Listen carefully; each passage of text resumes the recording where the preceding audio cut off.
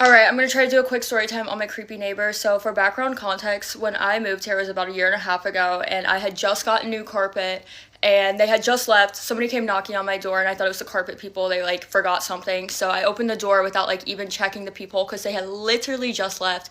And it's this dude who lives right in front of me. And he's like, hey, I'm yada, yada, yada. I'm looking to move into this neighborhood possibly. Like, are there dogs here? And I was like, dude, I don't know. Like, I am fresh off the boat. Like, I just moved here. And whatever, so fast forward straight, he randomly goes like, oh, you're a very attractive, beautiful woman, like, do you live here alone? And, like, I had a boyfriend at the time, so, you know, I was lying out of my ass. I was like, no, like, my boyfriend lives here. Anyway, it's, like, probably 2 weeks later, maybe less, and somehow the dude's already moving in soon. So I had, like, 2 or 3 female neighbors, like, in the same complex. Like, this is a condo, that came knocking on my door, and they were like, hey, this dude that's moving right in front of you, he is, like, a creep. He's been kicked out of multiple bars for flirting with young women. And I was like, great.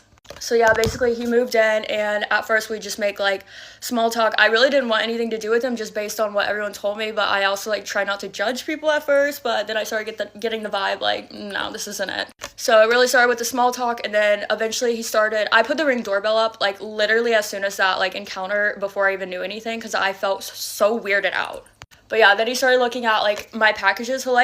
He knows the Ring is there. That's the whole funny part. So he'll, like, read it, and then move it to the side to make it look like he just moved it, but, like, you can see him reading it.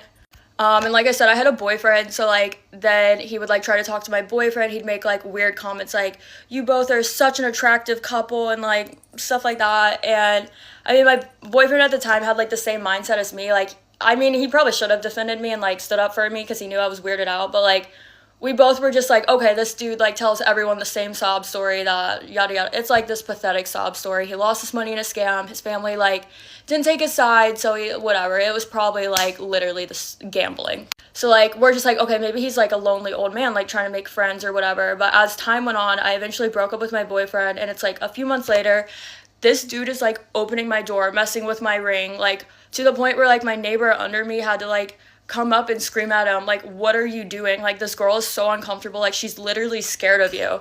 Like, I would, like, literally run in and out of my place. And so basically, I have this porch right here, and it leads to where you can literally see where my car is, and his place is on that side, so he can see where my car is. So he'll, like, see me go in and out of my car, and that's, like, when he'll, like, either watch me from his porch or, like, trap me, because his door, like, the stairs, like, if he opens his screen door, you can't get past, but I'm gonna get through. He'll, like, ask me stupid things, like, wait there for me to walk by, and then ask me stupid things that I literally don't have an answer to. Like, that one clip in that video, he was like, do you know how much this is? I was like, what?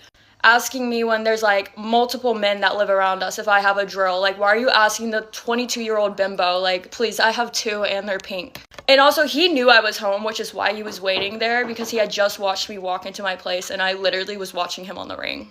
So yeah, eventually I broke up with that ex-boyfriend, and I left all his stuff out there, and the neighbor literally, like, is a snoop. Like, he'll go out and check his mail, like, a million times, just to, like, snoop around, to the point, like, too, like, he harassed the old mail lady. She doesn't come here anymore. And so basically, he snooped around about all my ex's stuff sitting there, and then he has, like, a screen in front of his actual door, and so basically, like, he'll leave the actual door open, but the screen there where he can, like, hear everything and see everything. So, like, when my ex came, like, it was just supposed to be a no contact thing, and my ex is texting me. He's like, bro, he's doing it again, and he's, like, asking my ex or something about, like, if we're broken up and if I'm living alone.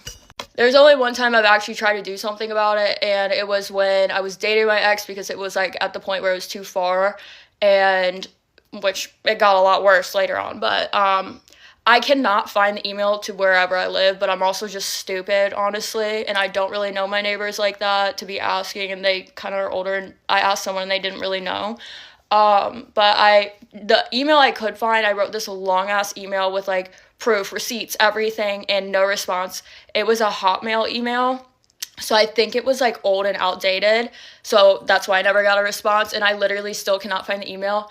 And my problem is, and I was just talking to my best friend about this, my parents and I are both the same way, because we're like, oh, he's just an innocent old man, he's, like, lonely, whatever, and it's, like, every time he does something, I'm like, okay, next time, like, I'll do something about it, like, I'll go to the police, and, like, it has gotten to a point where my parents and I are, like, let's go to the police, but, like, let's just make sure it's, like, we're not being crazy, like, But now that I just rewatched that all, I'm like, I'm not being crazy. And then now I feel like it's too late because he hasn't done anything within like 2 weeks.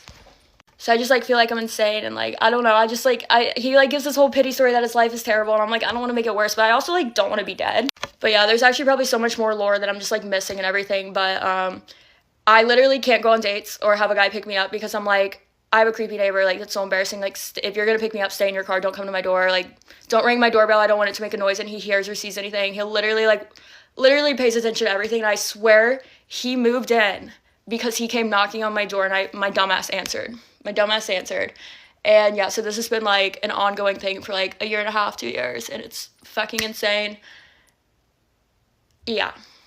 Oh yeah, last part I'm gonna say, I honestly feel like though if I did go to the police, like they wouldn't really do anything because it's not like he's like attacked me. I don't know, so like I don't know. I do watch a lot of true crime and whatever, and like something you'll see often is like they're like, well, he didn't really do anything. Like I know he's like opening my door and stuff, and it makes sense to us, but I feel like they'd be like, he didn't do anything. Okay. So it's come to my attention that everyone has a friend that just has like the weirdest things happen to them, and I am that friend. So today I'm going to be telling you about the time I had a stalker. Don't miss it, but I just had a memory pop up about it, so I love Snapchat for that, and I just want to like share the story. So it was fresh out of high school, and me and my best friend started working at this one job together for all the local people. It's the Central Market, which if you're not familiar, it's like I don't know, just a super popular market in the heart of like the city, and a lot of people go there. It's like really popular. So we started working there. It was super fun. We had a blast. Like honestly, we were living the dream. It was like good money. We were working together, so I feel like working with your best friend is just like so fun. So yeah, everything was like normal for a while. And let me preface by saying the market would get like a bunch of different types of people. Like there's business owners that come in, there's just regular people. There was like a lot of homeless that would sometimes come in just for like, I don't know, either AC or warmth and stuff. So there was just a lot of different, like there was an umbrella of people. And we met a lot of them. We made a lot of connections, which was really good. And yeah, so everything was fine. And then we started noticing that this one guy, we'll call him Kevin. Kevin was there like a lot. Like he was showing up a lot. And that's fine. Like we don't care. And then we started noticing that like he, like instead of going all around the stands, like he kind of like started honing in on our stand that we worked at and just like circling around like every 15-20 minutes. Like we just saw Kevin and we're like, Kevin, like what's happening, you know? So we asked him like, can we get you anything? No, he never got anything. He never even talked to us, which was like so weird. I'll get to the point where he did talk to us. He only ever said 2 things to me and they were weird. Okay, so we started noticing him like honing in just on our stand, and every single time he was like looking at our stand, he was just looking at me and my best friend, like no one else in the stand. It was like so weird. It was like they didn't even exist. He was just looking at us. So it was so weird. And we started to say something because it like just got really odd. Like he was just standing there looking at us, and you know, like my boss kind of like took care of it, talked to him, and then he kept doing it. So then we had to like talk to the manager of the market. She was so nice, such a sweet lady, and she kind of said something to him, but she was like, I can't really just like kick him out. Like we need to like find something for him to like be fully kicked out of the market, because you know it's such like a public. And we didn't want to kick him out. We were just like confused. We were like, what? So then I think he got like talked to, you know, like by my boss and then from the manager. So he kind of like laid back a little bit. And then we didn't see him for like a day or two. Like I don't know. I wasn't actively looking for him.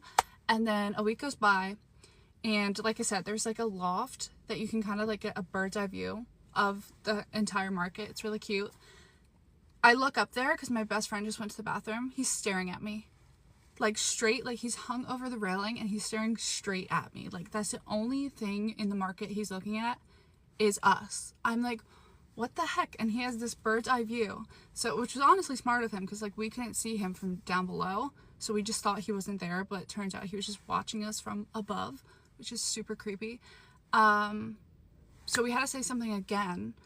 And we were like, hey, like, what is going on here? And then fast forward, we got another job because, like I said, there was just so many great connections there. And it was this really nice fine dining restaurant. It was so fun. So we would work 8 to 3 at the market and then like go straight from the market to our other job. Like we were gone all day. We were in Lancaster all day. And I was talking to one of our like regulars who I like was familiar with, and they were just like asking what's up, like what's new. And so I said, oh, we started this new job, like you should come check it out, it's so fun.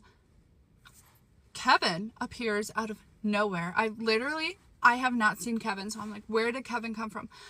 Kevin appears out of nowhere and he's like, where did you say you worked? I don't know why Kevin needs that information. It gets weirder. So me and the guy who I'm talking to, we were like why does what? He was so confused, like the guy I was talking to, because he was like, who is this guy? And then I didn't answer him. I was just kind of like, oh, like just some other place in the city. Like I didn't want to tell him like a specific. And then he was like, oh, well, what time do they close? Right? Like why the only times he ever talked to me is to ask me where I worked and what time they closed. So I'm like, okay, Kevin, you gotta go. So super weird. The one time my best friend like couldn't make it into work, so it was just me. I don't know where she was. Maybe she was like sick or doing something. I had this sick feeling that he, like, I was like, I just cannot go to my car alone. Like I had this intuition. Thank God I listened to that, because someone walked me to my car, but the whole way he was behind us. Like the whole entire time he was behind us. So I feel like if I was alone that day, like I just don't know what would have happened, which is really scary. Fast forward, we're at the other job. This is where it gets weird. He found us because for all the local people, again, it was Altana, so it's a rooftop restaurant, and right below it is like one of the most popular clubs in the city. They also have a rooftop. So I was a hostess, and when I got bored sometimes if it was like a slower night, so I would just look down. I'd be like looking if I know anyone, like waving. I'd be like, hey. I look down. Kevin is staring right at me. Kevin is on the other rooftop, like in this random like corner, and he's just staring at me. I was like, this is so weird. I don't know how long he was looking at me for or what. Like he just sat there the rest of the night. I ran away. I was not at that host stand anymore. The next day he came into our restaurant and he just sat there. He just tried to like sit there, and he kept coming up and down the elevator, because there's like multiple floors to the restaurant we worked at. There was a rooftop, an inside dining, and then the first layer is like a bakery and like a separate restaurant. So really weird though, because sometimes like we would have to use the elevators. Like the staff had their own stairs, but like he was just like in the elevators. I'm like, what are you doing? So then he came into the restaurant, and like I said, this is like a fine dining, like this is a nicer restaurant, so you can't just really loiter there. Like, and he just tried to sit there and look at us. That's exactly what he did. Like he just sat there and was like looking around. He wasn't doing anything. So at this point we were like, okay, my manager was like, let's tell him he needs to order something or he like is gonna get kicked out. Luckily he like paid for like a soda or something so we could get his like credit card like and look up his name. He had charges for loitering and stalking. Kevin. It's making sense. So we were like, oh my gosh, this is weird. Like, why? I don't know why we were his targets or what, but super weird. After that, we like kicked him out. We were like, hey, you can't be coming in here just to stare at them. Like this is weird. So luckily we didn't live in the city at the time. Like we would get in our car and like drive home. So I am so thankful for that, because I feel like if we were to have lived there, he would have just tried to follow us home, and like it would have been so much worse. So we call him the workplace stalker. His name was Kevin. I don't know where Kevin's at now. I don't know what his intention was. It's so weird. But this is just a reminder to check your surroundings and be aware, because people are weird and it's a scary place. Anyways, that's all. Bye. This is how my parents found out I have an OnlyCans account. Okay, so basically, I was 18, and also I'm making a sandwich right now, so. But to keep it kind of short, I was 18, and I was in a really unfortunate situation, and I was not getting along very well with my parents. And so I started I started a Twitter account, to advertise my account. And I got pretty big. I think I got like 50K followers. Okay, I lied. It was actually more like 20. I don't know why I said 50. But anyways, I had like 20K followers. And I kind of popped off. And then one day I'm just chilling in my room, and it's like 4 or 5 in the morning, and my dad wakes me up, and he turns on the light, and he, looks at me, and he's like, "Come to the bedroom. Like, you need to see like what's on the computer." And I was like, "Fuck, it's over. They found out. Let me just cry about this." Okay, where were we at? Okay, yeah. So he got a message from my from like a anonymous person. Anonymous. I will not expand further on that. But yeah, anyways, it was from an anonymous person, and they basically told them, they were like, "You should see what your daughter is doing online." And they sent a screenshot of my account to my dad, and my dad yelled at me and called me really, really misogynistic names, but it's fine. Anyways, so yeah, and he found out, and I remember thinking that day, I was like, I can't sleep. This is horrible, because I went back to my room, and I had to just, yeah. So anyways, yeah, that's how he found out, and then he told the rest of my family, so that was cool, hip, and fun. But yeah, that's literally how my parents found out, and it's okay, because now we're on better terms, and it's a part of my life. So yeah, that was not a fun time. Story time about one of the wildest encounters I've had with somebody. So I was freshly divorced, and I decided to go to the bar with my friends. And I ended up meeting this guy there who was significantly younger than me. I want to say I was 32, he was 23. After having a couple drinks, he said, "Hey, let's go back to my place." I only had one drink. I was fine to drive. He was not. And so we ended up, whatever, you live once. We ended up going back to his place. On the way to his house, he informs me that he actually lives with his parents. And I'm like, you know what, whatever, we're already almost here, let's just fucking go with it. And so we go to his house, and we're in the backyard having a couple drinks on the back patio, and we're not going into the house. And I'm like, are we gonna go in? And he tells me that he needs to ask his parents if we can go into the house. And so instead of asking his parents, he's like, you know what, let's go hang out in the shed. And so, mind you, it is wintertime, it is fucking freezing. The shed is freezing cold, we can see our breath. So we go in there, and he gets on his drum set, and he starts playing so fucking loud. Then he reaches for a bottle of vodka and just starts chugging it. He is chugging and chugging and chugging this bottle of vodka, playing the drums, and I'm just like, at this point, I've already had a couple drinks on the back patio. I am not okay to drive.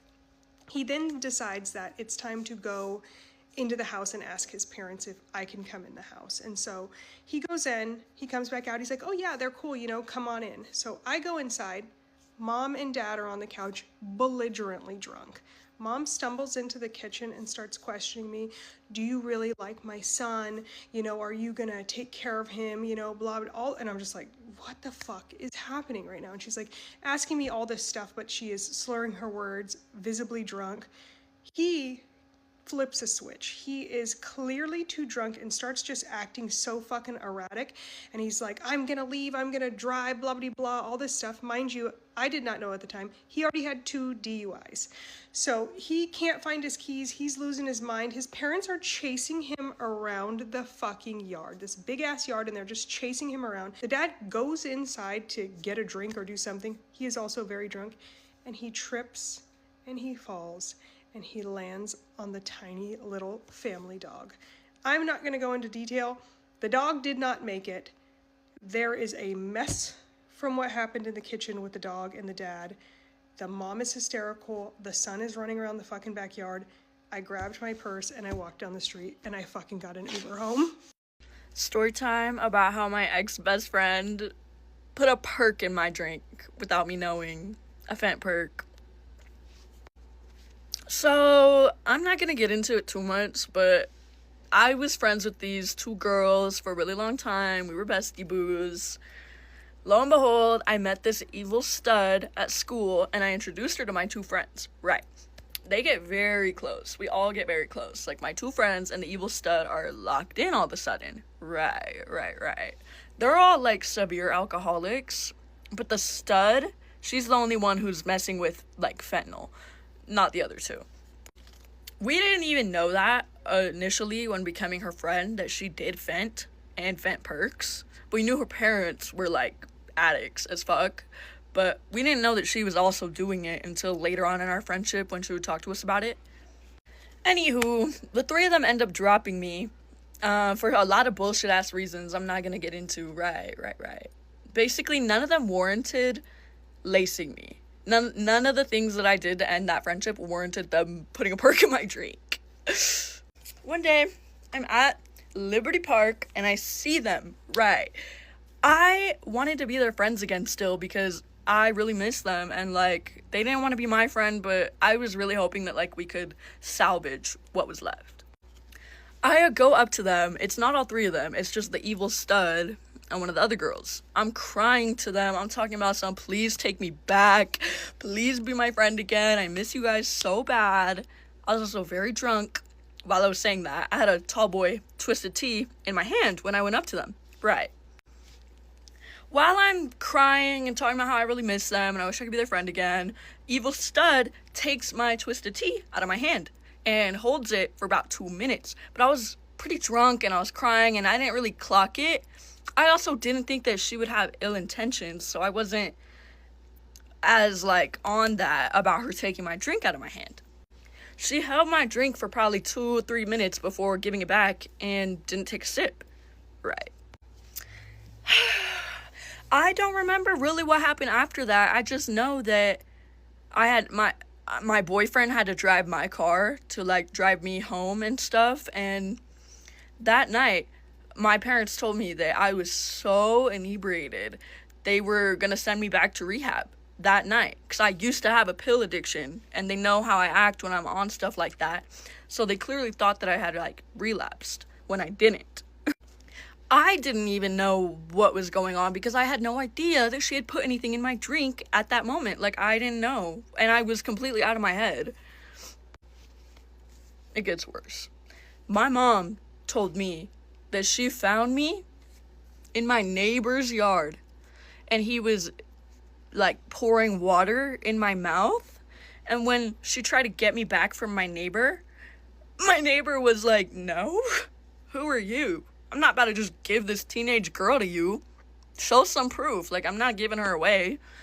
It was so funny. Like, props to my neighbor for not just letting a random take me while I'm clearly inebriated. But my mom, like, showed proof that she was my mom, and my neighbor gave me back to her. I don't remember any of this because I wasn't in my head. Like, when you're on stuff like that, you don't remember anything. So the next morning, I'm talking to my boyfriend, my friends, and my parents about what was happening, and they're telling me crazy stuff, like crazy things about what I was saying and doing and how I was acting. I was so adamant I didn't relapse. I did not take any pills. I did not do it. Like, if I had that in my system, someone gave it to me without me knowing. I didn't do that on purpose. So I end up going and getting a drug test. Right. Boom! Proof right there. I have to talk to the police about it. I tell the police everything that happened, and I show them proof. They said the police told me they cannot do anything, and they cannot arrest her, they cannot get her in trouble unless she admits to it. Or if I had a video recording of her actually doing it. Which, why the fuck would she admit to doing that? And two, why the fuck would I have a video of her doing it? So, no justice. And now I have severe trust issues. Story time on how my brother and his friends got their ass whooped on the street by grown-ass men. This all took place in 2020 whenever the COVID epidemic had started. Everyone was bored out of their minds. Nobody was paying attention. No one really cared.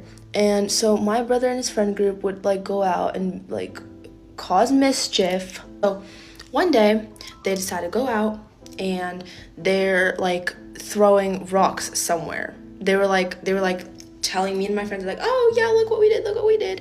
And then we didn't really care because he was 6 years old. So me and my friends, we didn't really care. And so he and his friends were throwing rocks at a door. We lived in these high-rise buildings, for context. There were these downstairs random doors. We didn't know where it led to. Turns out they led to the workrooms where the workers would be sitting and working on their pipes or stuff like that, or electricity. But they didn't know that. They thought it was abandoned. So eventually they were throwing rocks, 3 or 4 rocks per day, and nothing would happen to them. So then him and his friend group, there was 4 people or 5 people in the friend group. So eventually the people in the downstairs corridors, they started getting pissed off because there's rocks and there's dents being created in the metal door. So one of those days, the guys working down there, they were the big buff guys, the scary ones. So they would come upstairs and they'd be like, what are y'all doing? And they got really scared because this man is 6 foot tall, super buff, Russian, super scary man. So my brother and his friends, the first time that man came out, they just took it as a sign to keep going because it was funnier. So this guy, he saw that he wasn't phasing these little boys, so he went and he got all of his buddies that were working downstairs too. So they all started coming down, and they were there was 6 of these big scary looking Russian men, and my little brother, he knew Russian at that time. He was talking to them. He was oh no, we didn't do it. And his friends were also defending themselves. They're oh no, we didn't do anything. So one of these days, one of my brother's friends took a rock, a big giant boulder, and he thought it would be the funniest thing ever to just chuck it down the big door. Bad idea. Left a huge dent on the door. The people down there got so pissed off. They were 5 or 6 guys rushing out. They were waiting for this moment. So they all rushed out, and them and my brother's friend group at the time, 5 people, they started yelling at each other. The guys downstairs, they started yelling at my brother and his friends. My brother and his friends thought it was funny, so they started yelling back. And then I was hearing this chaos somewhere in the background, and I was yo, what's going on? Next thing I see, one of my brother's 7-year-old friends was swinging at one of the guys. Mind you, the 7-year-old is humongous. He was a pretty big kid. He started swinging at one of the guys. The guys didn't like that. They're Russian. They have anger issues. They're insane. So they also started swinging back. Next thing I see, the Russian guy with the anger issues started swinging at the 7-year-old. And then all the other kids started jumping in, and then it was humongous chaos. And then the other guys, the bigger adults, were trying to pull the adult off of the kid, and the kid was trying to get on. The kids were fighting the big adult. It was chaos. So yeah, guys, this is your sign to not throw rocks at random doors. Story time of how I got sent threats and I got sent warnings that I was going to get by other people, and how I also got rumors made up about me to every single person in the entire world, and low-key ruined my life. For context, I was so in the wrong for this. This was my fault. I'm not putting the blame on any other person. I was a really, really bad person at this point in my life. This was 3 years ago. So I was stupid, I was young, I was very immature, I didn't know what was going on. I just like it was basically all on me.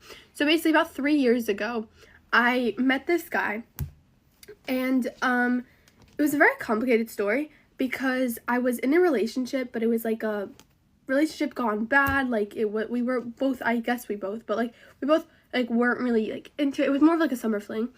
And so I meet this guy, and he's like a part of my friend group, and we became like very close very fast. Like we became like best friends. We vibed together, like we were very good friends. Okay, just gonna put that out there.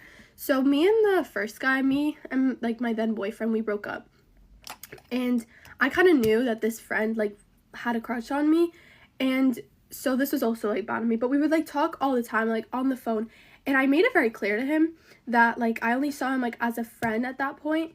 And I just got into a relationship, and like I'm not interested in getting into anything else. But then I did tell him, I told him one time, he was in school in a different state. He was at like boarding school. And so we would talk like every single night on the phone.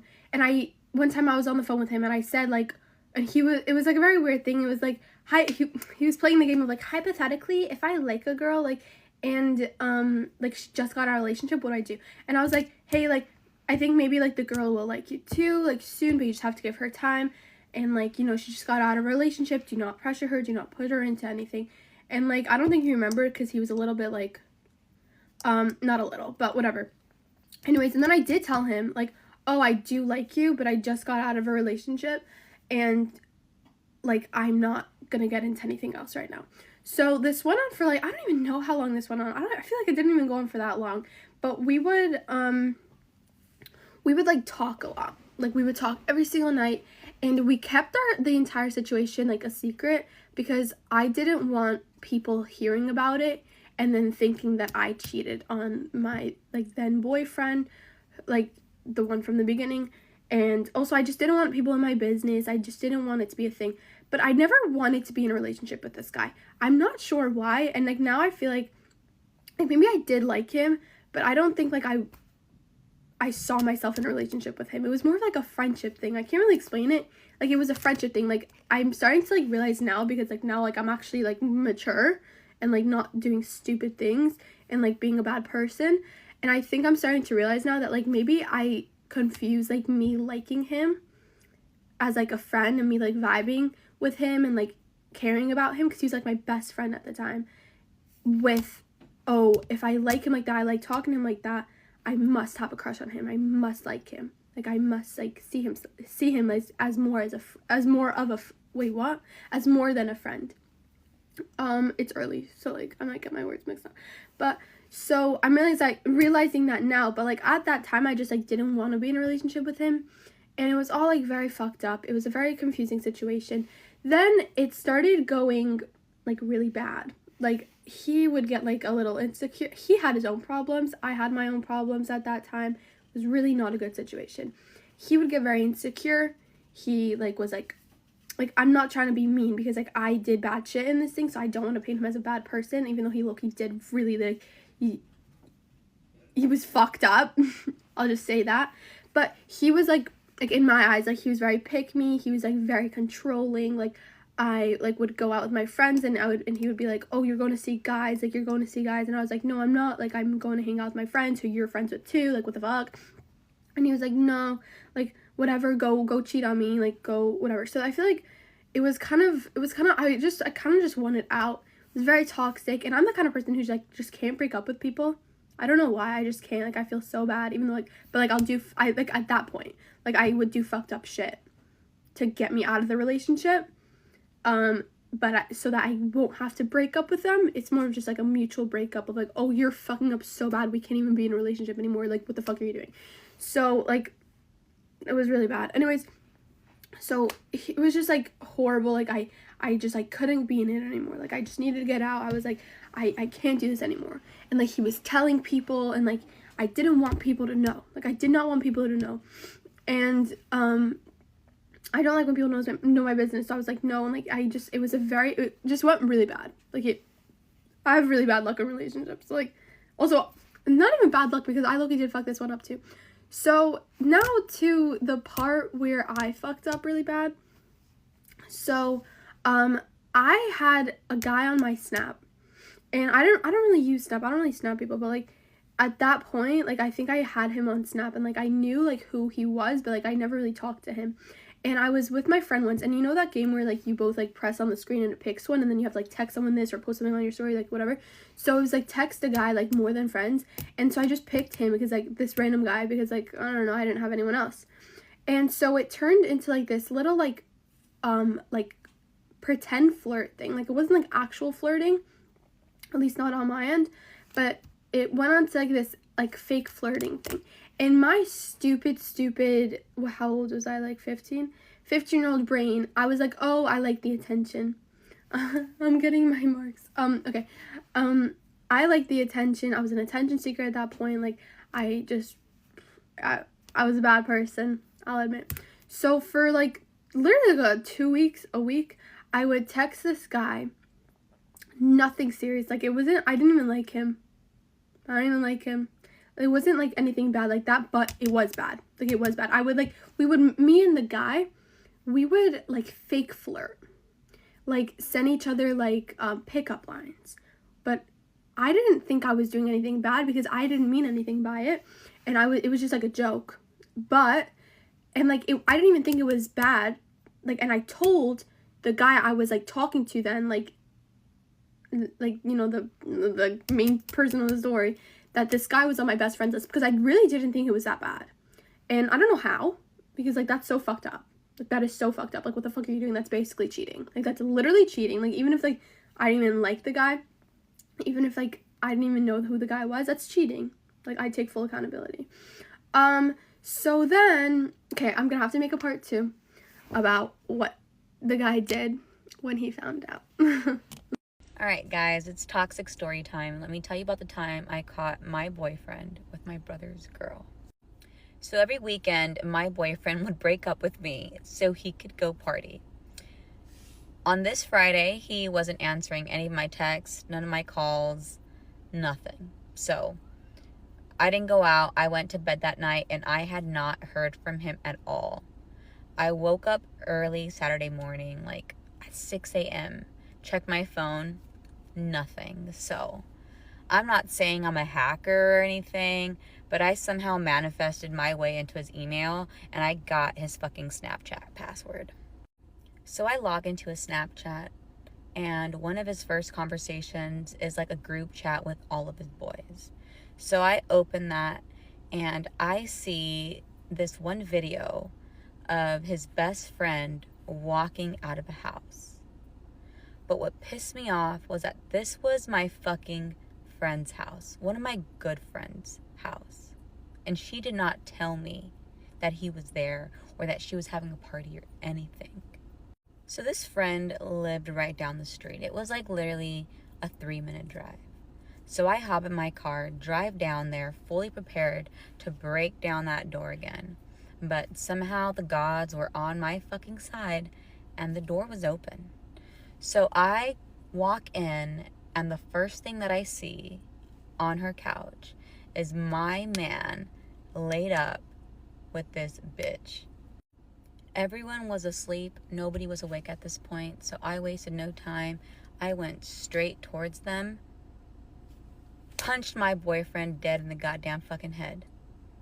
And I go to punch her and I see that this bitch is my brother's fucking girl, guys. So y'all, once I see that this is my brother's girl, I know that I have to fucking go to work, because this bitch knows me. She knows how I get down, and she still wanted to fucking play in my face like that. Like, she knew that if she got caught, I would fucking kill her. So I fucking start, boom, laying it on her, right? And she wakes up and she's yelling for my friend. And she's like yelling her name over and over again. And by this time, my boyfriend has gotten up and he's pulled me off her and he has me like this. My friend has came out of the room. She's like, what's going on? And now my brother's girl is coming towards me. like she wants to attack me. So my boyfriend lets me go, and I fucking charge this bitch. And I have now got her pinned on the couch. So she's like sitting on the couch, and I have her by the hair, and I am punching her in the fucking face with my other hand. So my boyfriend comes again, and he bear hugs me like this again. So my hands are stuck like this, right? But I still have her by the fucking hair. So somehow I stand up on the couch, and I start kicking this bitch in the face. Her nose fucking leaking. There is blood all over the couch, all over my fucking jeans. And my boyfriend finally gets me off her, and I fucking dipped. And no, guys, I still did not break up with my boyfriend. She swore they didn't sleep together. He swore they didn't sleep together. And, you know, your girl was stupid and delusional. And then I find out later that he was actually fucking my friend too. So it makes sense why she wasn't telling me that he was over at her house. All right, so I've started this story time a few times, and it's a very, very hard one for me to share. So I'm going to put out a trigger warning that this does involve SI. And so if that's something that you cannot listen to for your mental health, please do not listen to this story. But I do want to share because I get comments about, you know, oh, you're smiling and laughing and that's kind of off-putting or weird, or I hope you're doing okay and you're suppressing your own feelings. And I just want to be clear that I do still feel a lot of grief and pain and sadness around this whole situation. And there's always something new that comes up that I haven't thought of that I get sad about. But I want people to know that I did feel very, very low.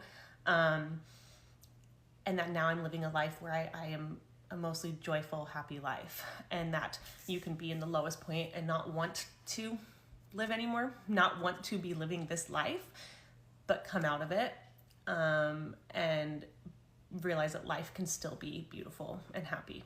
And so there's so many emotions and feelings around all of this that I am having a really hard time figuring out how to share it. But yeah, after the summer after my ex came out, I would say it was mostly one of denial. So I felt deep, deep sadness and grief. But it was mostly just the normal things around kind of divorce and the idea of it and what was happening and the changes that were happening. And even if I chose to stay, there was so much sadness for me in trying to build that life with this person because I still just felt like it wasn't the life I had imagined. And that's okay. We can do our lives and you're always allowed to change and make different decisions in your life and change your mind on what it should be. But I honestly just felt like my kids were losing their dad. And I know that she's still alive and she's still there. But a lot of the reasons I had married my person, I just felt like were going away. And so there'd be these moments where she would be doing something with the kids and I would just get so sad because I would realize like she would not be doing this as a man with them anymore. And things like that my son wouldn't necessarily see a man or a husband doing with his wife. And again, that's not always necessary, but that's in my mind and what we had built and what we had, decided for our family initially. But the moment that things got really, really low for me came after the decision to separate. The night that my ex packed up her things and moved out. It happened very suddenly, as most things did in this story, without a lot of warning to me. And so we had been looking for places for her to move, and we had been looking at either rentals or a home that she could move into. And we had been talking about kind of how we could maybe help each other with this and afford things and all of this. And so I thought we were working together on this to try and do the best thing for both her, because I didn't want her to be like thrown out and not have a place to be. So I thought we were still kind of figuring this out. And then she just came home one day and started packing her bags and was like, okay, I'm leaving. I found a place. I'm moving out tonight.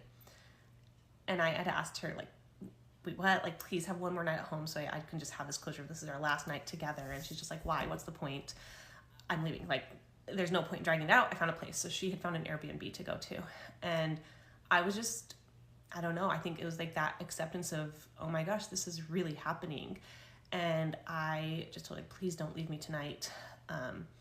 but she needed to for herself, so she left. And that's one of the first nights in the process that I can remember I truly did not want to. I did not want to wake up the next day. I had many thoughts about what I could do. I'm not going to say what they were, but my heart hurt, like physically hurt. And it just felt like it was so painful to be alive in that moment. And I just didn't want to be here anymore, but I had my kids and they were asleep in the other room, and I knew I could not do anything, and that would be the worst thing I could do for them. And so that's what got me through that night in particular, is knowing that I had my children and I had to be there for them, and I had to be strong for them, and just, I mean, honestly, I had to be alive for them to be alive. Like they can't take care of themselves. They were 1 and 3 at this point in time. So that saved me to get through that night. And I do know that many people don't have something like that. Like, you don't have someone relying on you to keep you alive or to help you not make those decisions. But I promise you that there is someone that cares, someone that needs you. And even if they're not there or present in that moment, there's someone in the future that needs you. Like, you have value in this world and you are needed.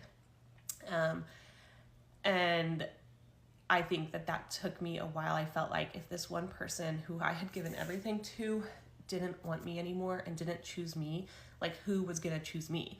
And what's the point? And everyone in my life, I convinced myself that if something happened, they wouldn't miss me. Like, they'd miss me, they'd be sad, but they all have their people, they have their spouses, they have their own kids. Like, I'm just a blip in their life. And it's just not true. It's just, there's so many people that would be devastated and impacted by making a decision like that. So, I had several other nights like that where I would just cry and cry, and it just felt like this is too painful. And this is where my motto of 2 things can be true really came into play, because I had first heard it as parenting advice. So if you're talking to your kids like, oh, we can be angry and we can't hurt other people, even though we're angry. We can be angry, but not. So this is true, and this is also true. And I had used it a little bit in my divorce as far as like my life. It's true that she gets to live authentically and be happy. And it's true that I get to be sad and upset. They're not mutually exclusive things. I don't have to be happy all the time about it because she's happy about it. Like, that, it's okay to not be okay. And I think in this moment though, it was that I could be experiencing the lowest of lows and such deep grief, and not to the point where it was so painful to even live, and yet still have these moments of pure joy. It was just so wild. Like, I'd be in a moment with my kids, and that's all. I would just be in that moment with them, and they'd be doing something, or they'd, get a milestone, and I'd just be so happy and joyful, and we'd be truly laughing and having fun. And then at the same time, I'm just feeling so sad, and just pure unbridled grief deep down. And it was such a weird experience to be truly feeling both emotions at one time. I don't even know how to explain that unless you've really experienced those 2 emotions together. And I think most of us have in life. But I will say there was one night that it hit me really hard. And I think that year after divorce truly was like the year of acceptance and realizing that this was the new life, and that was harder for me than the denial stage of everything, obviously. And what I didn't realize is every first held its own challenges. So like first holidays, first birthdays, first everything that I was experiencing in this new divorce state of life.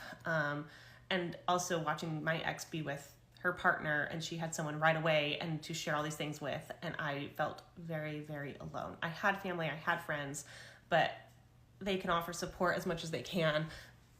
But, to have other people actually experiencing this and understanding is really hard to find, especially in a family in which almost none of my family are divorced even, and then add in the other aspect of everything going on.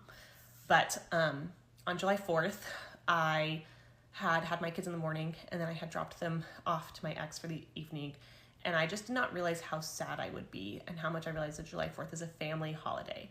And when I dropped them off and went home and was alone, the sadness hit me so hard, and I ended up drinking. I drank way too much, And I went to my garage and I closed the garage door and got in my car and started my car and fell asleep in my car. And I woke up sometime later to the alarms going off in my garage. And I think they're the carbon monoxide alarms and everything. It was just so hot in my garage. And I woke up and was like, what am I doing? And I turned off my car. Luckily I had not done certain things that would have actually helped this succeed.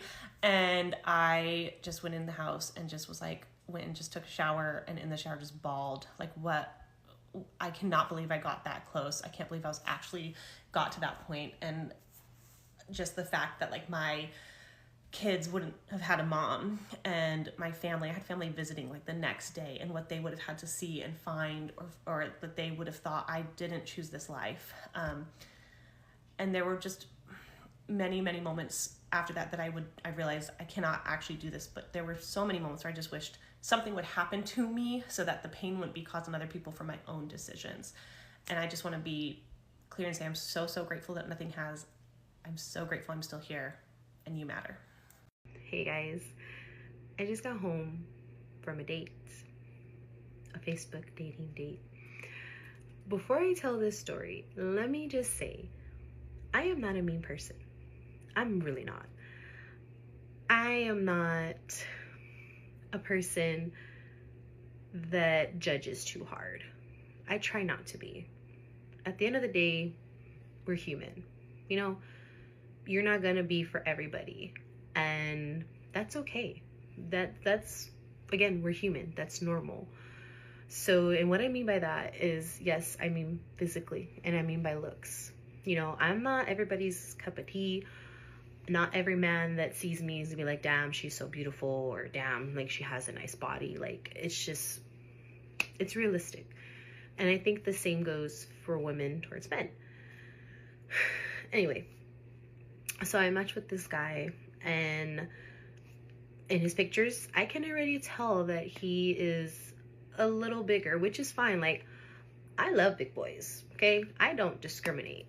I honestly kind of prefer them half the time, you know, and that's just my type. Like, even my friends can vouch for me. Like, that is my type, okay? And what I mean by that is either you're big and tall, like, you know, like 5'10" and above, or like you're a little thick, like you can pick me up, okay? Like that's what I'm into, okay? So anyway, I can tell that he's a little bigger in his pictures, but he's not ugly. He's very handsome. So I was just like, I'm gonna talk to him. So we matched during the week. We're having really good conversation. You know, he's very consistent in his texting. So he asked me out. He's like, hey, like a few of my friends and I, like, we were thinking about going to Thirsty Horse on Saturday. Like, would you like to come? And I'm like, hell yeah. Like, I love Thirsty Horse. I love country music. Like, let's do it. So we arranged, you know, to hang out. And yesterday he was telling me that he was having lunch with his grandma, and I was like, oh, that's so sweet. Like, you know, you owe me lunch, like, you know, trying to be flirty, like, you know, whatever. And he was like, actually, he's like, you know what, that's a good idea. Like, do you want to go have dinner before we go to Thirsty Horse? And I was like, yeah, like, that's cool. Like, let's do it. So first of all, I get there on time because we said 7:30, and I don't like to be late. So I get there right at 7:30. And he's like, hey, I'm so sorry. Like, I took a little bit longer to get ready. Like, I'm going to be a little late. And I'm like, okay, I'll wait. You know, whatever. I'm not in a rush. So I wait there for 25 minutes. He finally texts me and he's like, hey, I just got here. And I'm like, okay, cool. Well, there's a truck that pulls up, and I had a feeling it was him. I was like, I think that's him. So I'm like, hey, like, where are you? And he's like, I'm right here. And he gets out. When he gets out, I see his face. I see his hair, because he has like kind of like mid-length curly hair, and it was actually really nice. I usually don't go for guys that have hair like that, and he made it work. But anyway, he was a lot bigger than I anticipated. And I don't, you know, again, I don't judge. You know, I'm not I'm not the smallest girl in the world. You know, I have curves. And I've been bigger. This is just because I've lost weight because I started working out. So I don't hate, okay?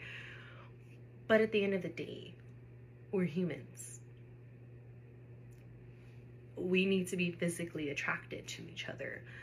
And that's just not what I'm into, respectfully, okay? So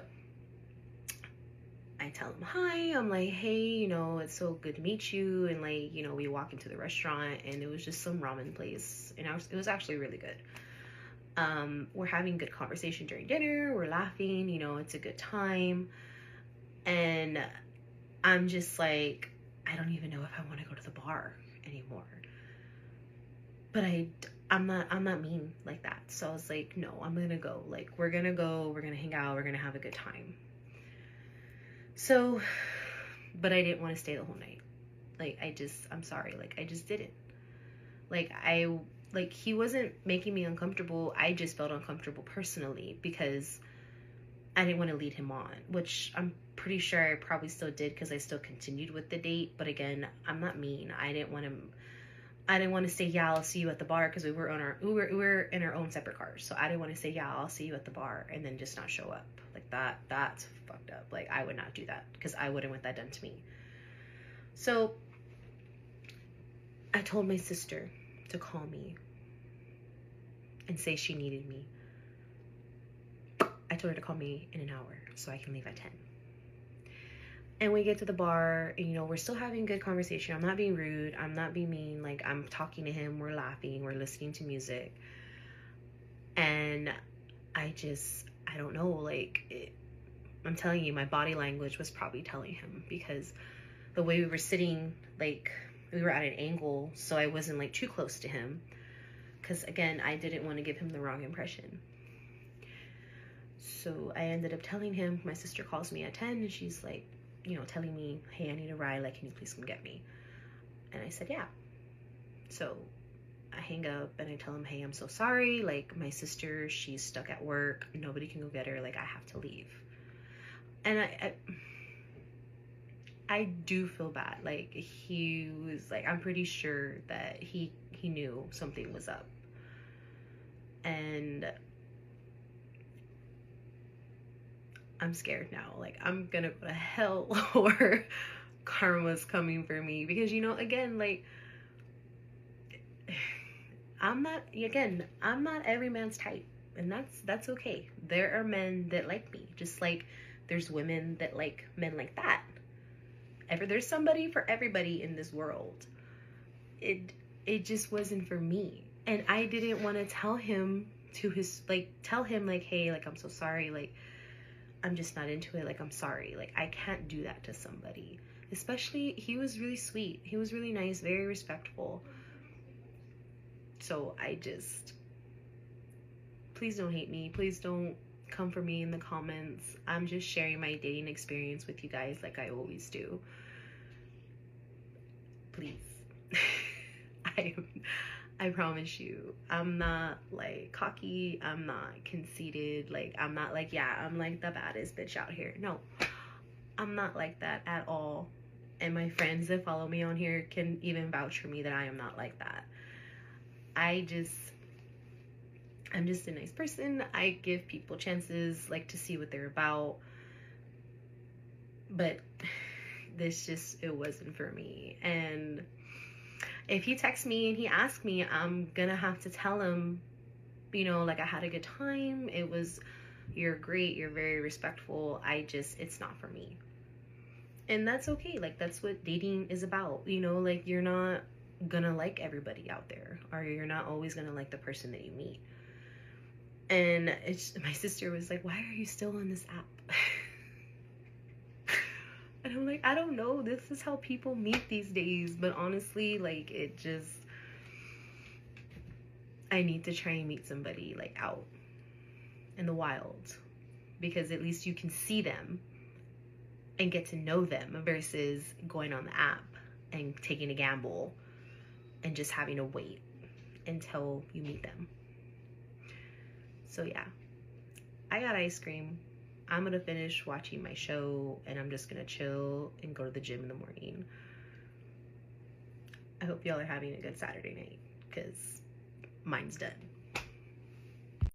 Okay, y'all. Everyone's been asking, Destiny, what happened at the club? Destiny, what happened at the club? Why did that girl throw juice all over you? I'm about to tell you right now. First of all, don't mind my hair, okay? It looks crazy. We're doing it right now. I'm using the Belubu Quick Fix Dry Shampoo because my hair is oily right now. They gave me a club brush, so at least I can still be cute in the club when they throw more juice on me, okay? All right. Anywho, a few nights ago, actually, I have a vlog on here. Oh, hold on. She's ready. Okay, anyways. A few nights ago, my homegirl invites me to the club. I wasn't even going to go because I had just gotten off of work. But I was like, you know what? I haven't been to the club with them in a while. I might as well go. But the club she invited me to, I should have knew right then and there that I'm not supposed to be there. Like, I shouldn't have been in the building. It's one of the more raunch clubs. Y'all know, I don't really like raunch shit. Like, shit that's a little bit too raunch. Count me out. But I said, you know what? I haven't seen them in a minute. Let's go out, ladies. Let's go. Okay, don't mind that. This is the mermaid hot roller, so it's burning my forehead, so I need some barrier there. Okay, anyways, I get to the club. I'm the first one to arrive. Now, if you know me, you know, baby, I'm not the first one to arrive anywhere. And I'm definitely not the first one to arrive at the club. Matter of fact, I got to the club low-key late. So my homegirls were hella late. Not a problem, but first red flag. Technically, no. The first red flag was when I was on live and the people who were on my live were talking about, go to the club, get into some mess. Go to the club, get into some mess. Now look, y'all jinxed me. Anyways, I'm the first one at the club, but I know the people whose section it is very well. Like, every time I hang out with them and I'm in their section, I'm well taken care of. So, like, they look out for me and beyond. So I'm not tripping. I'll be in the club by myself. I'm vibing. I get in. I'm walking around. I'm looking for them, and I have to do a wraparound because I can't see nothing in the club. This club is dark as hell. So I don't see nobody. So I'm like, okay, let me just go chill by the bathroom. And I'm calling my homegirls like, hey, where you at? Hey, where you at? Hey, where are you at?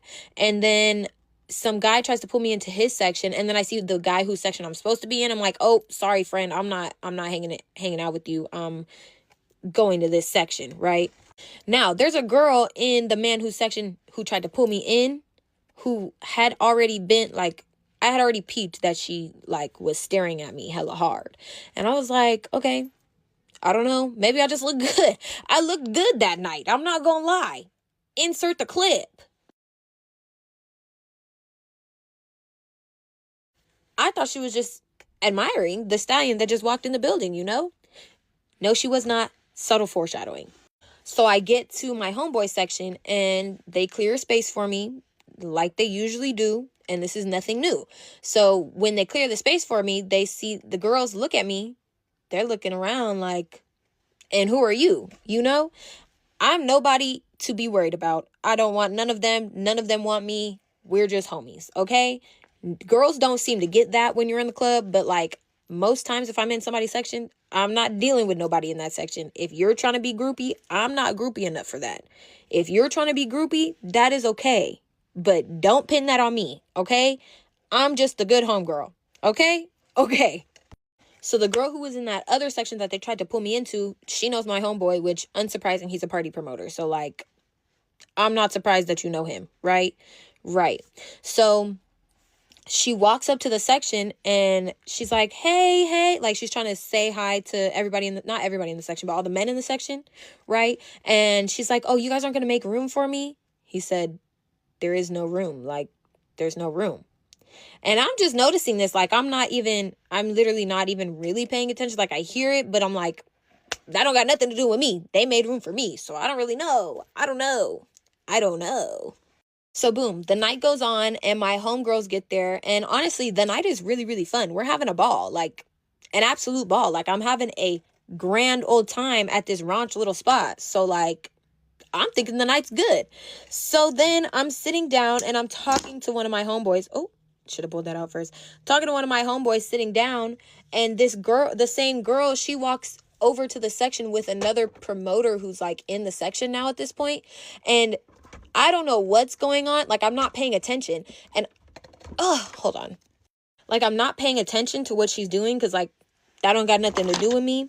So I'm having the conversation with the guy that I'm talking to, like my homeboy that I'm talking to. And all of a sudden, you see this girl put her big ass ham hock leg on the table. No, wait. First, she was just twerking on the guy that walked her into the section, right? And nobody made no moves. Nobody was looking. It's just, that's regular, boo. Like, that's just regular shit, right? Then that's when she puts her big ass leg on the little tiny table with the bottle, you know how they have the bottle, the ice bucket, the big carafes of juice, so you have a chaser. She puts her leg on there and kicks the entire carafe. You guys thought it was one drink. No, baby. She poured the entire carafe onto me. And, like, not poured it deliberately, like it seemed like an accident, right? But she kicked it and it spilled literally all the way from my chest down to my shoes. I woke up after... Hold on. There was so much juice on me that the next day I woke up, I still had splatter marks all over me, okay? Yes, I got home at 3 a.m. and I didn't take a shower. I just went straight to sleep, okay? It was a long night. I was drunk too. I don't gotta explain that to y'all. Anyways, after she dumps the whole carafe on me, my homeboy also got wet, and he's quite the hothead, right? Everybody's just looking around. When it happens, it's like, oh, and then it goes quiet, and everybody's just looking around. I'm looking like I looked good, and now I'm wet and sticky and uncomfortable, but my homegirls don't want to go home, so I'm gonna ride it out, but I'm pissed, but I'm laughing about it. I'm literally cracking up laughing, because if I don't laugh, baby, I'm gonna go insane. It's gonna turn into King Kong in this bitch, okay?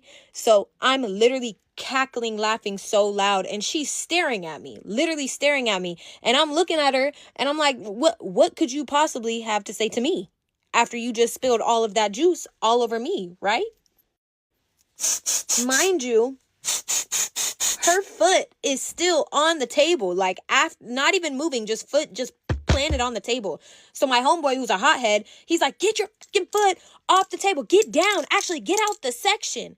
And she's sitting there looking embarrassed. I said, I don't know I'm embarrassed too, boo. You just spilled juice all over me. What am I, like, why? She's staring at me. I'm like, what are you staring at me for? You're mad you're getting kicked out the section? Look at how you're acting.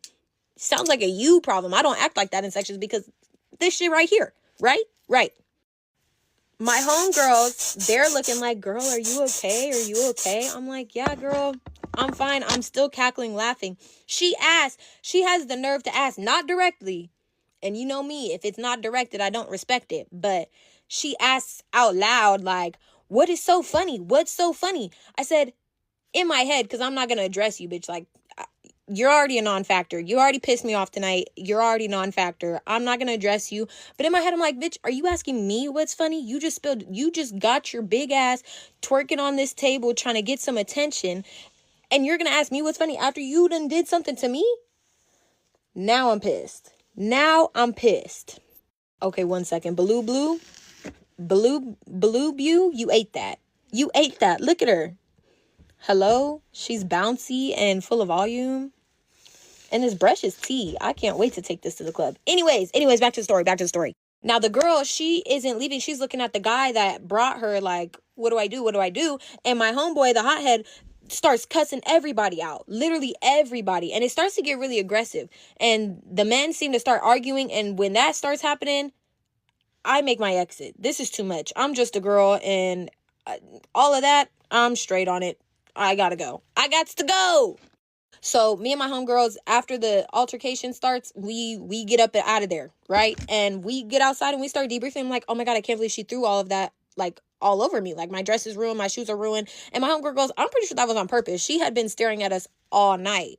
It was like, the whole time she was mad dogging us. And I was like, what's with her? No. Now I'm pissed because you done ruined a cute look, trying to be nasty and ugly and jealous. And girl, if you see this, you owe me some new Steve Madden patent leather Wiley heels in size 9, okay? Deliver it to my house immediately. Anyways, I call my homeboy and he goes, yeah, that girl was just so pissed that you were getting so much attention in the section that she decided she needed to do something to get some attention, and that was the outcome. I said, now, how losery? How absolutely losery. Anyways, yeah, that was why I was drenched coming out the club. Okay? Okay. Story time of how I found out that the guy I had been seeing was seeing another girl and ended up moving in with her while we were dating. So, we had been seeing each other for close to 3 months. I would stay at his place. My things were at his place. We would go out on dates, go places together. He would come to my gym. I would go to his gym with him. And then he ended up having to move out of his apartment, which I later would find out he was evicted. So, the last few weeks, close to a month after he moved out of his apartment, he started acting more distant and not texting me as much.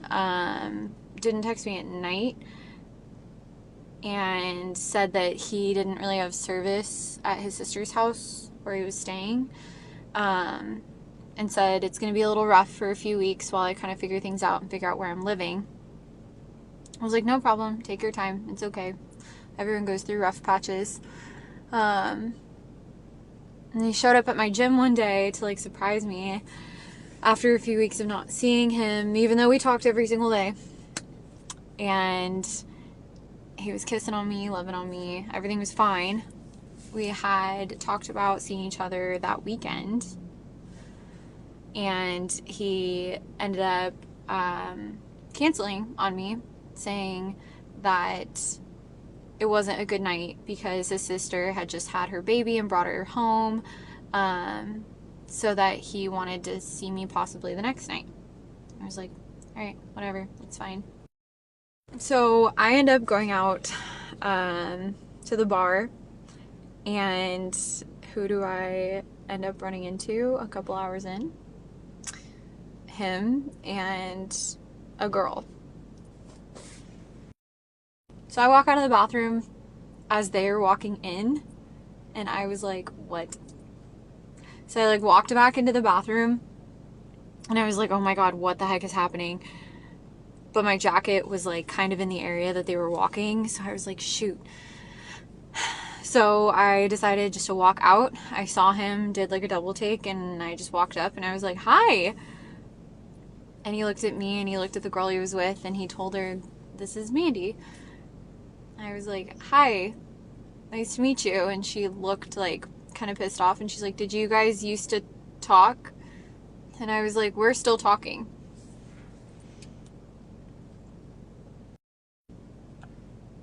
She asks me when the last time I talked to him was, and I was like an hour ago, because he was asking me where I went out to. And I had just told him like out with friends. And she's like, I said, are you guys like dating? And she's like, he lives with me. She's like, can I talk to you in the bathroom? So we go in the bathroom, we talk, and she's like, I've been dating him for like 3 months now, and he just moved in with me like a month ago. When was the last time you guys saw each other? And I was like, literally like 3 days ago. He came to my gym to surprise me at the gym. And she's like, okay.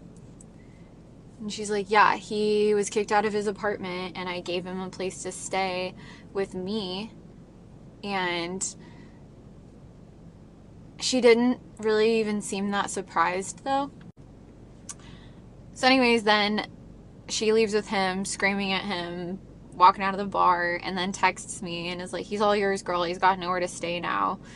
How embarrassing to be broke and homeless and a liar. And I was like, this is wild. Like, I had literally no idea. They were with one of his friends, and his friend stayed back, and his friend came up to me and he's like, Mandy, I had literally no idea about this girl. He's like, he said he was going out with his girl tonight, and I assumed it was you, and I told him to bring a friend because he was interested in one of my friends. And he's like, I assumed he was bringing you and your friend. And when I showed up and she was there, I was really shocked. And I didn't know what was going on. And yeah, mind you, like I've met a couple of his friends like on FaceTime, and this was one of them, so I'd never met him in person. I just knew of him through FaceTime. And his friend was just as confused as I was, and nobody even knew that he was living with this chick. And the whole thing just like blew up. It was crazy. This is why we don't trust men. When I was in 7th grade, I wasn't allowed to have a phone. So I would play on my mom's old iPhone 6 because she had switched over to a Samsung and they just didn't turn the phone in. I think eventually the phone was going to be mine. So they would let me play games on it, you know, after school, all that jazz.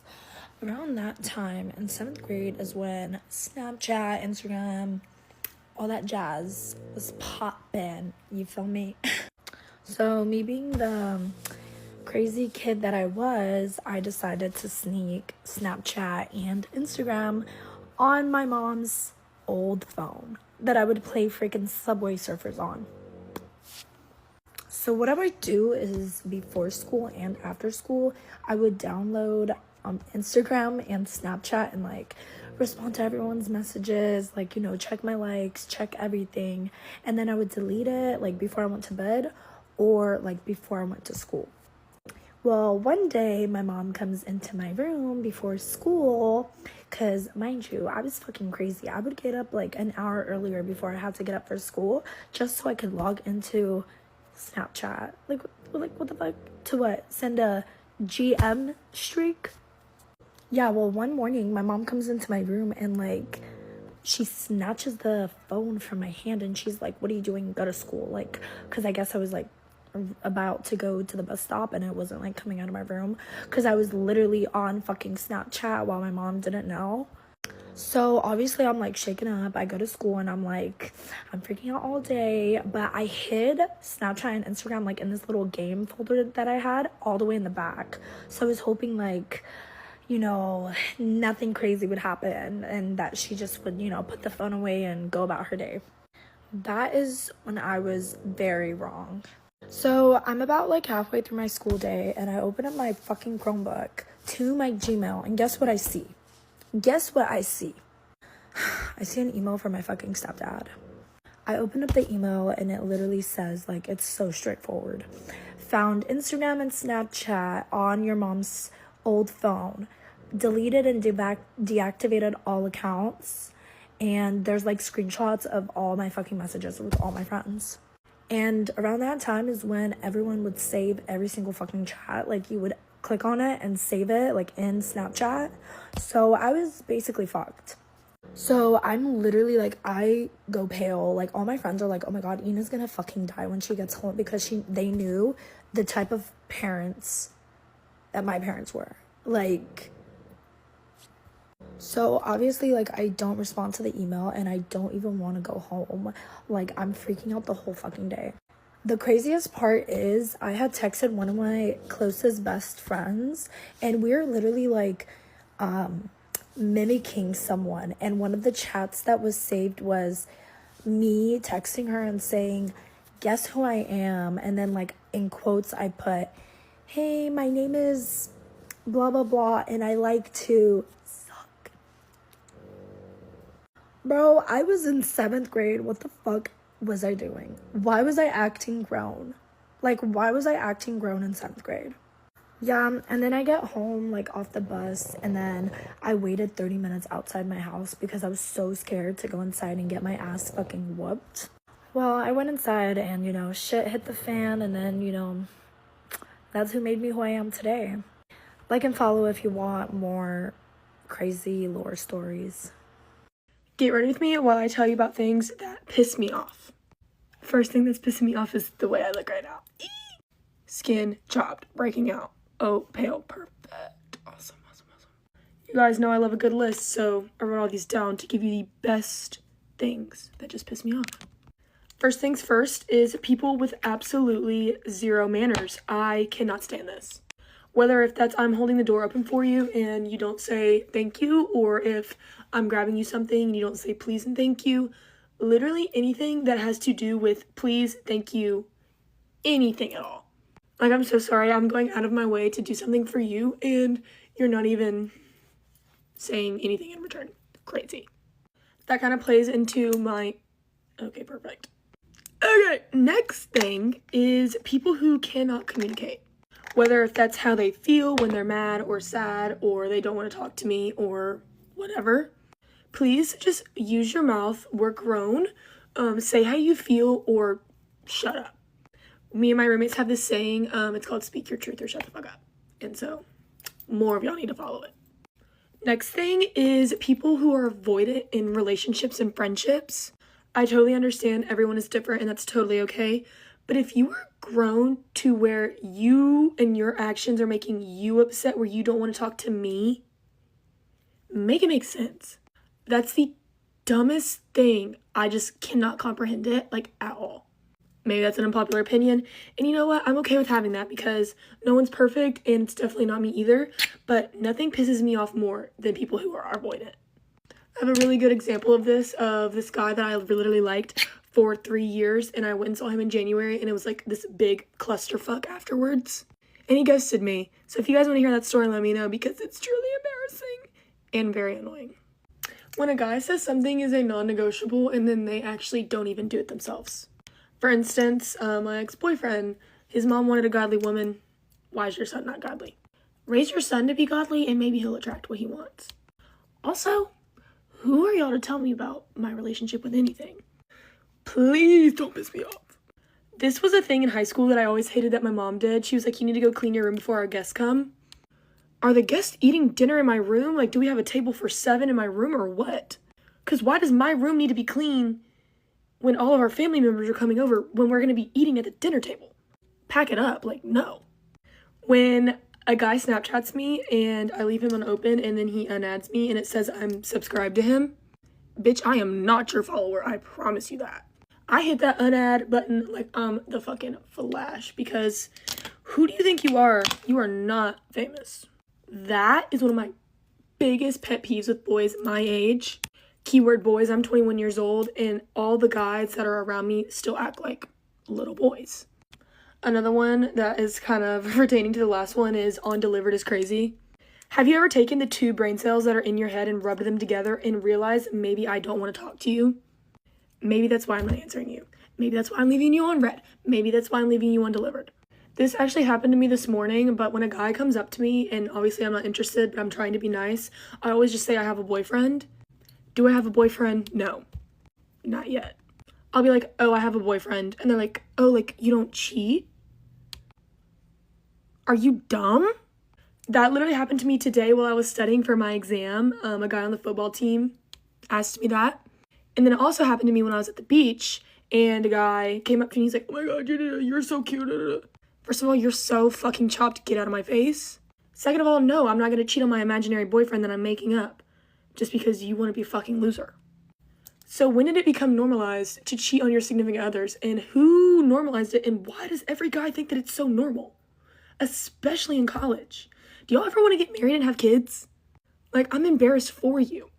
Next on my list is people who hide behind religion. This happened a lot in my sorority. I'm not going to say who, I'm not going to point fingers, I'm not going to blame anyone. But there was a specific group of people who tend to act like they were above everybody just because of their stance with the Lord. And I love that for you. I love the way you feel about things and I love the way you do things, but you are one of the most judgmental people I have ever met in my life. And the whole point of following in God's words is to not judge others. And that's literally all you do. Everyone sins, and I totally understand that, but you cannot blatantly sit there in my face and judge me for the things that I'm doing when you yourself also do them, and you're just being outlandishly rude.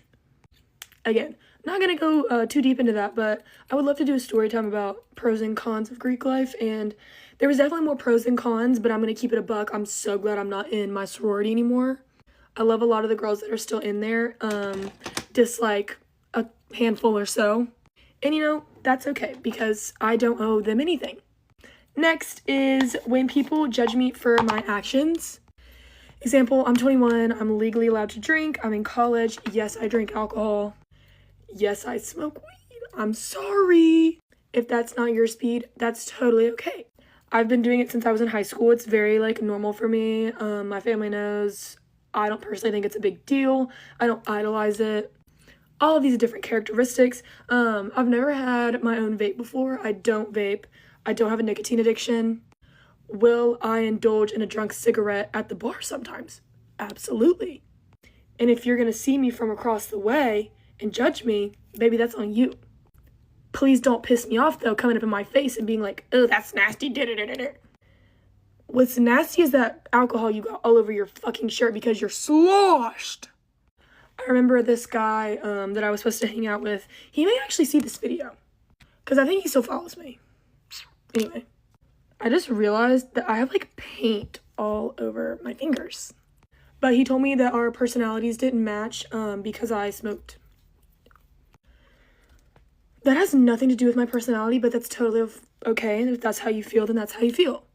But don't judge me because of your views. Are we following? Micromanaging is one of my next big things that I strongly dislike. I've been in the service industry, customer service, retail, all that stuff since I was 15. Again, I've been in it for 6 years now. Like, I think I know what to do. I've worked in multiple restaurants, multiple customer service jobs. I don't need you sitting there telling me what to do when I already know how to do it. That doesn't really apply to any job specifically that I've had, but like sometimes there's just things that are like that just like really grind my gears. And it's not even micromanaging when it comes to work. It's micromanaging when it comes to literally anything at all.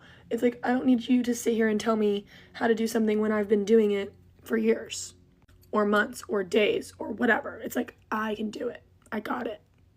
Parents who don't discipline their kids, I want to do like a whole video about the rules that I'm doing for my future kids, just because my kids will be perfect, beautiful little angels. But your kids should not be ruling you. You should be ruling your kids. I know I don't have kids yet and I'm young still, so like I totally understand. But like my kids will not be telling me no. I'll be telling my kids to go do something, and if they don't do it, like, we're gonna have a battle in the living room. Like, I don't know what to say. And the whole gentle parenting stuff, I don't believe in that. Cut it, I'm done. Next, this is something that may be related to literally just Murfreesboro as a whole. I live in a college town, and so I'm gonna keep it a buck. No one here knows how to drive a car at all. Also gonna keep it 100. I crashed my car in August. So sorry. I got brake checked. And it happens. Did I total my 4Runner? Absolutely. Did I buy a brand new car after? Yes, I did. Because my money is up. My money is up. Another thing that pisses me off, people who complain that their money isn't up but don't have a job or don't work or anything remotely to that. Why are you complaining that you're broke but you're not doing anything to change it? Run it back. What's up? Okay, this might be the last thing, but me and my roommates are so good at this. When you are having a bad day and you can't let other people have their success. So me and my roommates, we always gather at the end of the night. I have paint all over my hands. Ignore it. But me and my friends, we gather every single night, and some of us have hard days, some of us have good days, but it's like we can sit there and celebrate each other, like with list me being sad or with list one of my roommates being sad. Being able to celebrate each other and not be jealous is one of the best things I've ever found in my roommates and my best friends, and that's one thing that my sorority also struggled with. Back onto the driving thing, because I totally forgot to harp on this. People who stop in the middle of the road before they make a turn. Why are you making a complete stop in the middle of the intersection to turn? Go off the shoulder a little bit. There's no need for you to come to a halt in the middle of the road. I'm so sorry for the very long, extended video. I'm just super passionate about this subject. I love you guys so much. Bye. I need some advice. So my boyfriend of 4.5 years and my best friend got into an argument when she was in town, okay? This was a few weeks ago. They haven't spoken since. She texted him today and was like, hey, water under the bridge. Let's move past it. He was like, okay, yeah, agreed. Let's just move on. Neither one of us are going anywhere. And yeah, we should be friends. We should be friends again, right? So while she was in town, I made it clear that it made me uncomfortable when they text each other outside of our group text, okay? So it actually was what led to them having this big falling out because I felt so uncomfortable. Anyways, that part is irrelevant. So now we're going to fast forward to now. And he I tell them again today, okay, I'm glad y'all made up, but this is as far as it goes. Like, it is so triggering for me because my ex-husband and my best friend would text. Some things happened. It was a whole big thing. So it is especially triggering for me. And not that I don't trust my current boyfriend or my best friend, my current best friend. It's not that at all. I completely trust him. I know in my heart they would never, but it still triggers me so much and makes me have that same, puts me right back in that feeling and that space of like, oh my God, what's happening? So I tell them again today, hey, beyond this, that makes me uncomfortable. They both have an issue with not being able to text because I guess they feel like I'm trying to control them. And it's not that at all. I don't want to control anybody. I just don't want to feel so triggered. I don't want to feel uncomfortable. I don't want to be in a position to where I have to question like what's going on. And so I said, if y'all want to text, just put it in a group text. We have a group thread between the three of us. What's the big deal? And it has blown up into such a thing where she's not talking to me. And I've literally been like, I drew a line in the sand because this makes me uncomfortable. I said it last time and I'm having to say it a second time. And I feel like therein lies the problem also. But number two, you would never have to have that conversation with me because I would never do that ever in my life. I don't have any reason to text your person. I don't care about your person. That's your person. And yes, we can be friends and I'll be so nice when we see each other. But outside of that, I'm not texting them. I'm texting you if I have something for them to like, or I'm putting it in a group thread with you because I understand how those things can be triggering to someone. And all I'm asking for is just a little bit of consideration. Anyway, so now she's saying she doesn't want to go. We have a cruise coming up. She doesn't want to go on the cruise because I've made her feel uncomfortable. And he's so pissed off he doesn't want me to come over this weekend. And I know y'all think, okay, I'm missing context. Something has happened. No, literally, that is it. I have said it makes me uncomfortable, and I've said it 1,000 different ways. It just makes me uncomfortable. I can't explain it. I don't know why I'm triggered. No, I'm not comparing you to my ex or my ex-best friends. It just makes me feel this way, and it's about me. It's not about you guys. It's not that I don't trust you guys. It's just me. Am I out of line here? Am I wrong for feeling triggered, or am I wrong for expecting them to not text each other? And like, I feel so stupid even asking that. But like, why would she need to text my man? Why would he need to respond? Like, anyway, let me know in the comments what you think. Okay, so why are my posts long right now? Anyway, okay, so the argument. He was pissy with me that night and making little faces, being passive aggressive, which is so outside his character. Like, he's usually the sweetest, most like gentle, genuine guy. And so really these are like out of the norm behaviors for him. And so if you've ever seen Stranger Things, he kind of gives Bob vibes from Stranger Things. Anyway, so for him to get pissy or be an a-hole, it's unusual. So anyways, he was making faces. Everything I was saying and doing, we were playing games that night, and she was like, bro, back off my friends. If you're gonna make faces, do it with your whole effing chest, and make sure she sees you when you do it. And so he got so pissed off. He was like, who are you talking to in my house? Get the F out. And so she and I both left because she's from out of town. I'm not going to let my friend from out of town roam the streets when I have a perfectly good house to go to. Anyways, it was a whole hot mess. So I really do think that they don't have anything going on, but wisdom tells me that it's always a potential.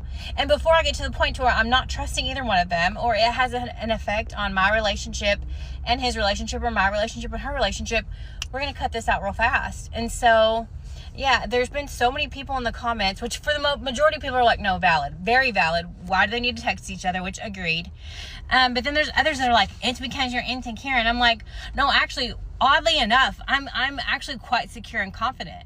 And so probably far more confident than I should be. You know how some people have body dysmorphia and they're like, oh my God, I'm so fat. And they're like 115 pounds. I have whatever the opposite of that is. Truly. Like, I look in the mirror and I'm like, who is she? So confidence and insecurity, those aren't my problems, right? So it's not that. It's just that I've lived this life before.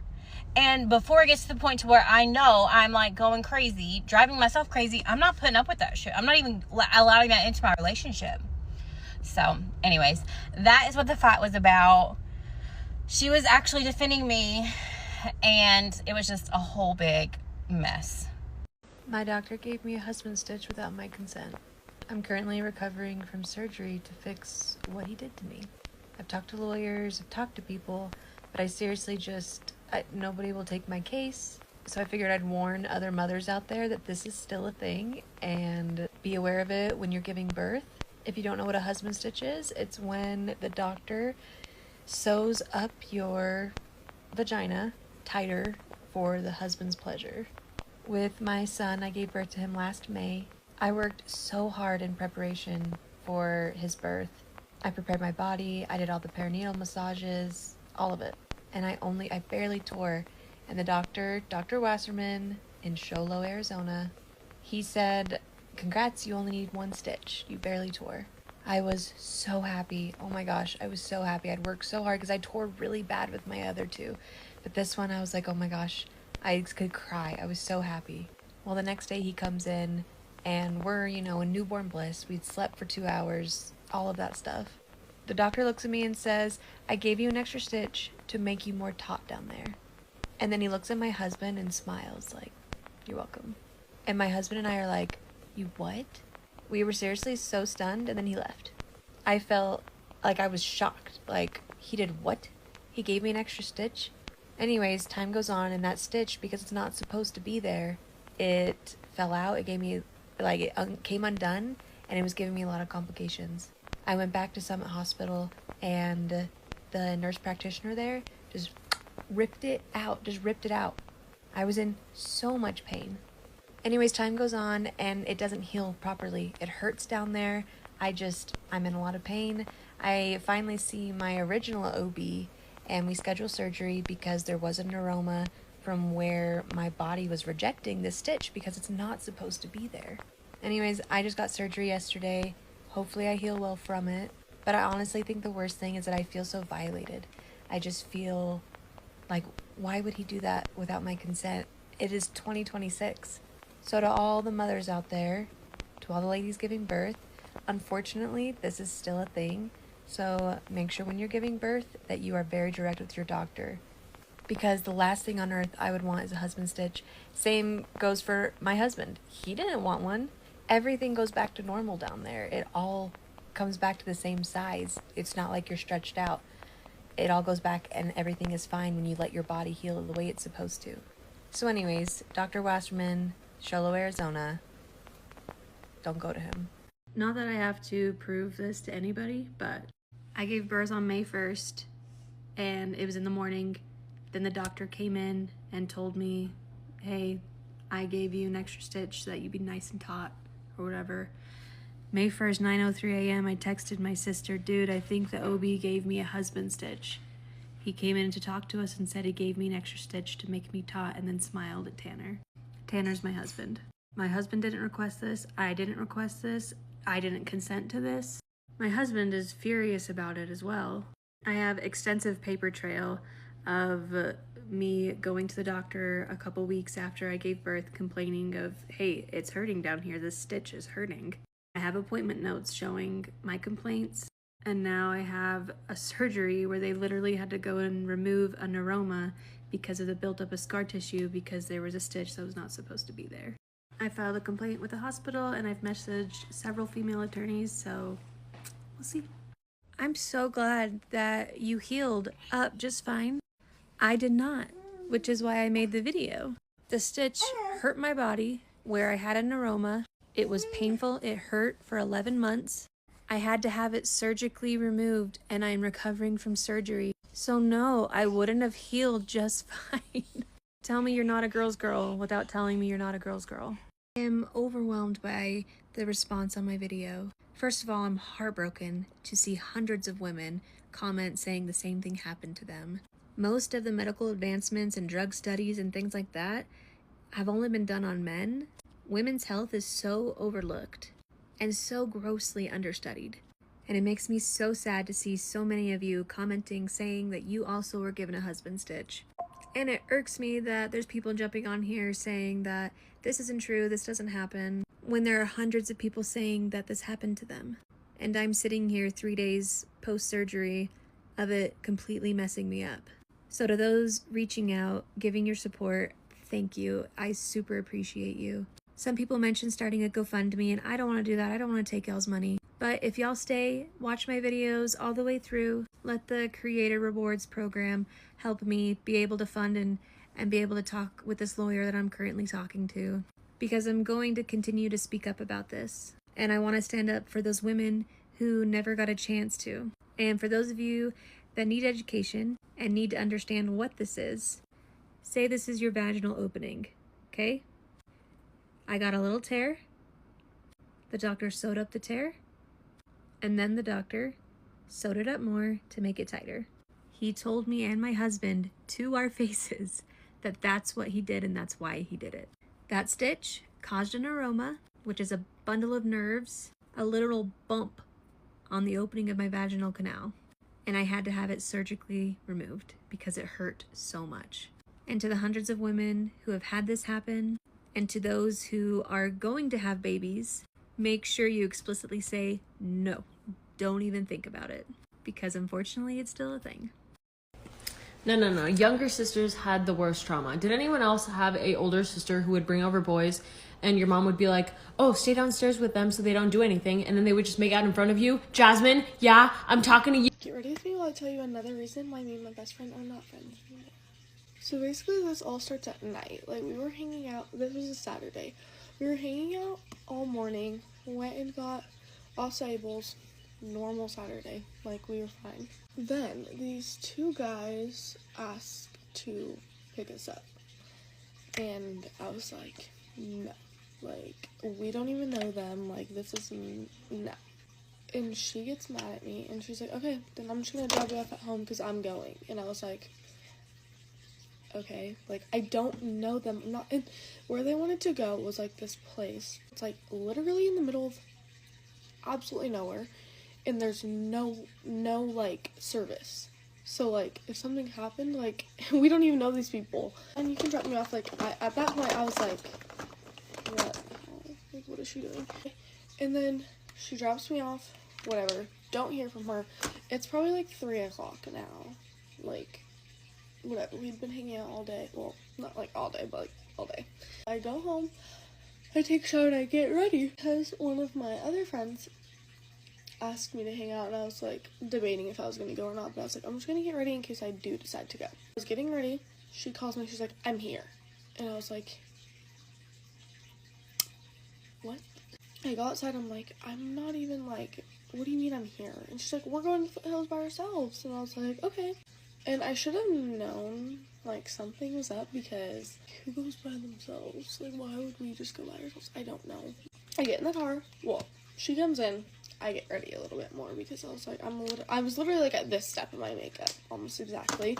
And I was like, okay, well, I need to get ready. I'm ready. I was so excited. I was like, oh, we're gonna take pictures, like, all this stuff. Like, I was literally, like, talking to her about how excited I was, and she's like, I know, like, we need pictures together, though. Like, I wish someone was coming, like, that could take them. And I was like, I know, I'm sorry. Like, I literally apologized that I didn't want to go with those random guys. Like, I literally apologized. I was like, I'm sorry, I didn't want to go with them. I just, like, don't think that's a good idea to hang out with them when we've never met them, we don't know who they are, and there's no service, and we're just going to, like, I don't think that's a good idea. Now when I look back at it, I'm like, you are so fake. Get in the car, we get Dutch on the way. She gets 2 extra drinks. I'm like, honey, there's only 2 of us. 1, 2, there's 2 of us. Why are we getting 4 drinks? Lo and behold, the 2 guys pop out of the back seat. I was like, because there's a Dutch Bros by my house, kind of. So I was like, turn around. Like, I'm literally going home. Like, I'm not doing this. And the guys were like, no. She was like, no, we're going to the foothills. And I was literally, like, sitting in the passenger seat, like, I'm going to die. Like, I'm going to die. Like, I was scared. It seemed like the type to, like, do anything. Like, it wasn't anything like that. It was just, like, I personally didn't feel comfortable going somewhere that I didn't have service with people I have no clue who they are. Okay, whatever. I don't even know how she found these guys. Like, okay, guys, so glad I'm here today. So basically, she takes me home, and then I was like, give me, like, bring me all of my stuff back tomorrow. She had, like, a bunch of my clothes and stuff, whatever. Normal best friend stuff. And I was like, bring me all my stuff tomorrow. Like, we're like, this is not happening again. And she was like, no, like, please, whatever. She was like begging, and I was like, we are not friends. Like, what do you do? She convinced me to be friends with her. Then even more things like this happened. I don't know how I stayed friends with her, but I'm like very forgiving. But anyways, if you want more story times, I'll tell you. You need to stop going to Las Vegas to gamble and instead take all the money you would have gambled with, give it to your girlfriend, and let her go buy everything she's ever wanted and more. I'm gonna tell you guys how I learned the hard way to not talk to strangers. Okay, so this was not that long ago, so I'm a little bit scared kind of like sharing this information because it literally was not that long ago, but also it's just kind of like, it was so weird, I have to tell y'all. Honestly, this is just a record of anything literally happening anyway, so if anything else happens, at least there's like internet record of this person being fucking weird. Popped you guys up because this is gonna get fucking serious really fucking fast, girl. So the story all starts with me and my sister, Delulu 1 and Delulu fucking 2, bitch, because we're outside doing our morning routine. Usually we go out to our front porch and we do a little la la la la la, and then we make a little coffee and a little food, whatever, cute. So today, like no other, we're doing the same exact fucking thing that we always fucking do. And we're just like do do do do do do do do do, and our neighbor bikes by on a bike and he is like, ooh, that smells good. And me and my sister start laughing, you know, we're already laughing and we think it's so funny. And then he turns around, he starts talking to us, and you know, again, we are not in the state of mind to be judging character, but at the time the guy is super chill. He's our age, he's 27 years old. So I'm like, oh, like friend. I'm like, oh my god, friend, you live down the street, this is perfect. This time in particular was a specific day that we were kind of looking forward to, of like going out. Our friends were DJing and it was like their first time throwing their own event and it was supposed to be really fun. I came up with the bright idea to invite our neighbor to come with us, obviously, because this is our new best friend. This is literally our new best friend. So I'm like, oh my gosh, we should follow each other on Instagram. Do want to jump in and say that his Instagram was in fact the craziest, cringiest shit I ever seen in my life. But again, I'm trying not to judge. I have an open mind and an open heart right now. I'm and we should totally, like, you should come to our event. Like tonight, it's our friend's event. It's gonna be so fun. It's free, promoting our friend, and then also like trying to be friends with our neighbor. Now, my neighbor's on board and the fucking two stooges are on fucking board too. And I tell him that I am going to DM him and just let him know when we're gonna leave because he lives right down the street. So it should be really simple. We're already gonna be driving there anyways. Like, just come with us, girl. Like, don't even worry about it. I'm literally just looking for friendship. Honestly, I work at a rave store. So in my heart and soul, I just believe that everybody is nice. And I was in for a treat. The conversation basically ends and then me and my sister go inside and we're like, oh my gosh, our neighbor is so nice. Like, oh my gosh, he's gonna come with us tonight. And like, he's not cute, okay? Like, we really genuinely think like our neighbor is so nice and he's gonna be our friend. Because our friend has a neighbor that's like really cool and really nice. And like, we just thought like, and my sister continued our day like normal. We ended up getting ready and me and my sister were honestly kind of like running a little bit late, but like again, I work at the nightclub in the nightclub scene, so the fact that I wasn't working, I did not give a fuck what time I showed up. Group goal was to show up in like a medium late time, like not too late, but girl, come on, let's be real. Get ready, get in the car. I'm texting my neighbor. I'm like, hey, we're in the car. Like, whenever you're ready, just pull up. He's 2 houses fucking down. He pulls up, he gets in my car, and he smells like sweat. And I'm like, hey, what's up? Hey, what's up, neighbor? And then he's just like, kind of like awkward, you know? It's very awkward. It's very, I'm just like, how do adults make friends? Like, I'm friends with my other neighbor down the street. Not to this level and extent of where he's gotten in my car, but like, sorry, I'm just a fucking idiot, my bad. So we start driving and we're just talking to him and we're asking him what he does for work, and he doesn't really say what he does for work, and we're like, okay, well, I would answer, you know, like I'm just like talking to him and telling him all this stuff, and we're trying to be welcoming, and it's kind of really awkward, and we're like, hey, we're gonna stop at the liquor store, and so we stop at the liquor store and we're picking out everything that we're gonna get, and then when we're at the cash register, he looks in his pocket and he's like, oh my god, I have $3. And then I was like, oh, like, ooh, and then he was just like, I'm gonna get some shooters, and I was like, okay, like, you do that. And then he gets 2 Pink Whitney shooters. Red flag. Don't hate, but like, I think that's a red flag. So we get in the car, we start driving, everything's fine, we're trying to make small talk. He said that he went to Vegas recently, so we were like, oh, like, what'd you do in Vegas? What'd you do? And he told us that he shot guns.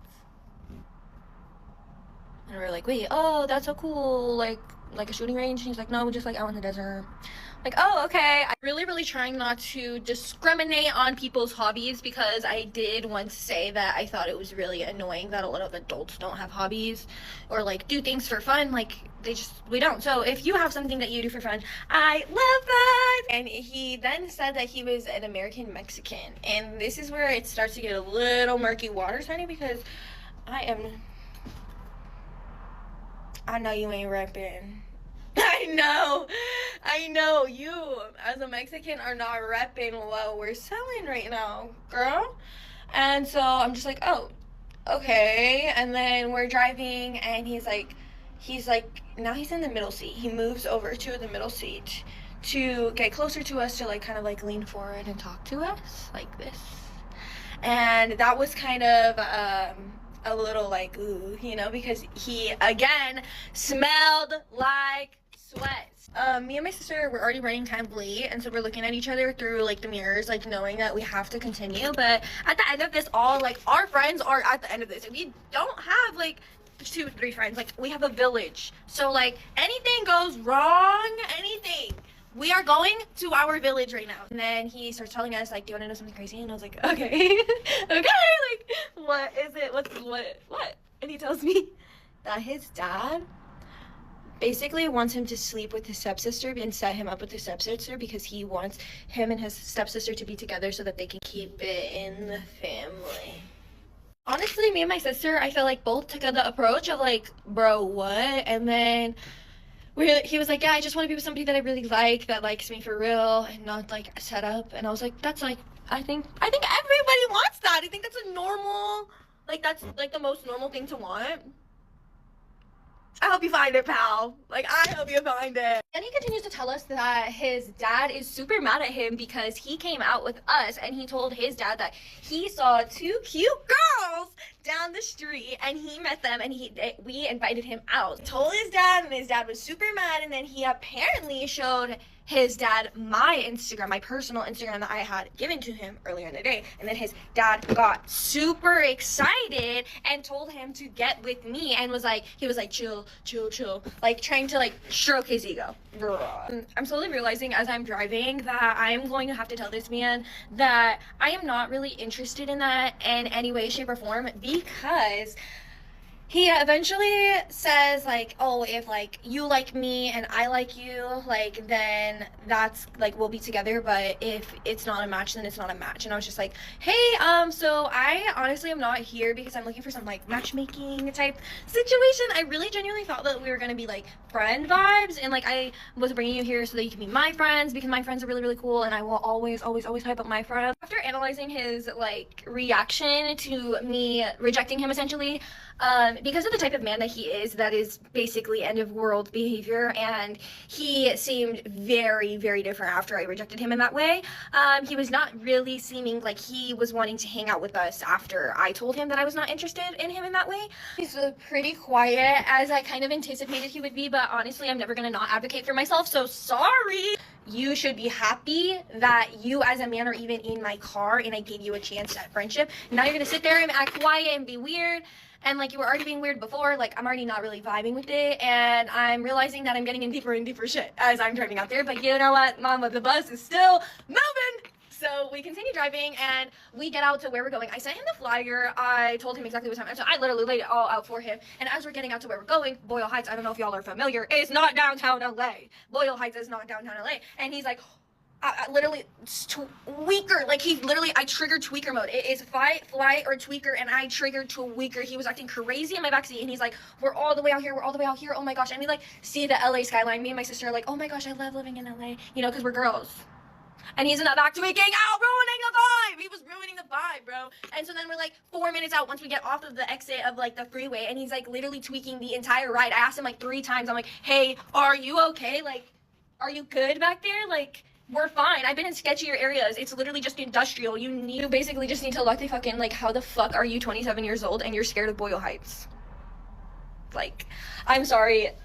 That is absolutely insane to me. It's like, living in a bubble is not cute, and acting like this is not cute, and it all started because I essentially rejected you.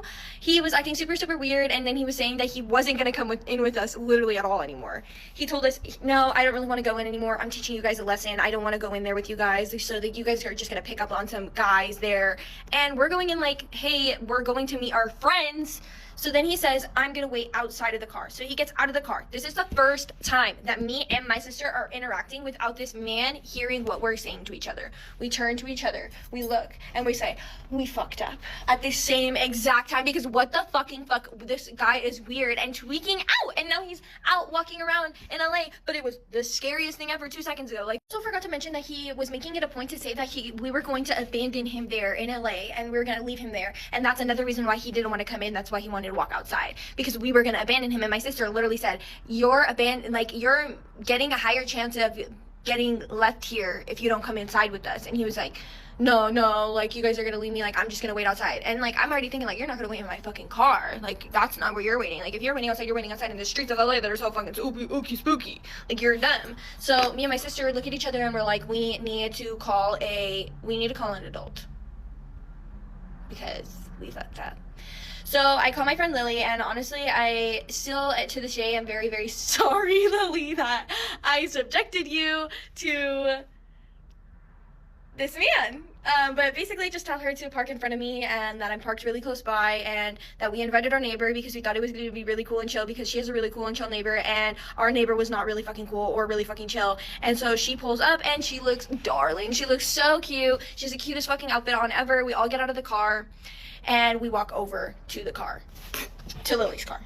Mind you, before we get out to Lily's car, when I'm on the phone with her, a cop car drives by, and so he comes back into my car, and he's like, there's a police car. So he was in the car with us before Lily got there, and so we all get out of the car together. We go walk over to her, I hug her, and I tell her everything's kind of fine. I'm acting kind of like normal, like I'm not really weirded out and freaked out at this point. And then I see these really cute, like, little stray cats, so I go over, and I'm petting the stray cats, and my sister's right here, Lily's right here, and my neighbor's right here. My neighbor goes, and he walks up to Lily, and he goes and he starts going like this into her ear, and I turn around and I see that he's whispering into her, and I know that he's being weird. I know in my fucking heart and soul, I just know how men are, I know how men can be, and I know that something weird is happening. So I get up and I walk over to them, and I'm like, is everything okay? Like, what is going on over here? And he's just like, oh, I'm chill. And I was like, honestly, I think I'm gonna get you an Uber home, because I told you I was not gonna abandon you. That was not my agenda the whole time that I was here. Like, that's not what my plan was. I didn't want to abandon you here. I didn't think that that was gonna be a funny thing. I thought this was gonna be a really fun, cool thing, and I just feel like you don't really want to be here anymore, and you seem really scared, so I'm just gonna Uber you home. Like, that's the least that I can do.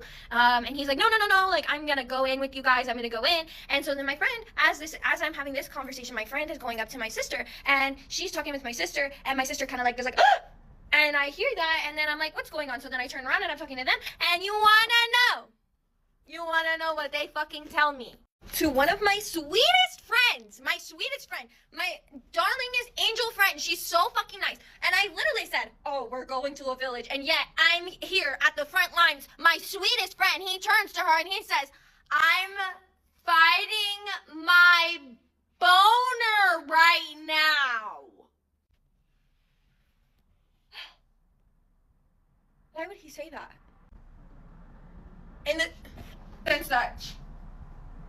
sense that now, honestly, once I hear this is like a very, very big deciding factor on how I'm going to move about this from here on out. I look at this man, I tell him, I'm getting you an Uber home. There is absolutely no way that, like, we can continue this. I'm trying to be very civil, and I'm telling him, I'm getting you an Uber home. That is the deciding thing. I told you I wasn't going to abandon you here.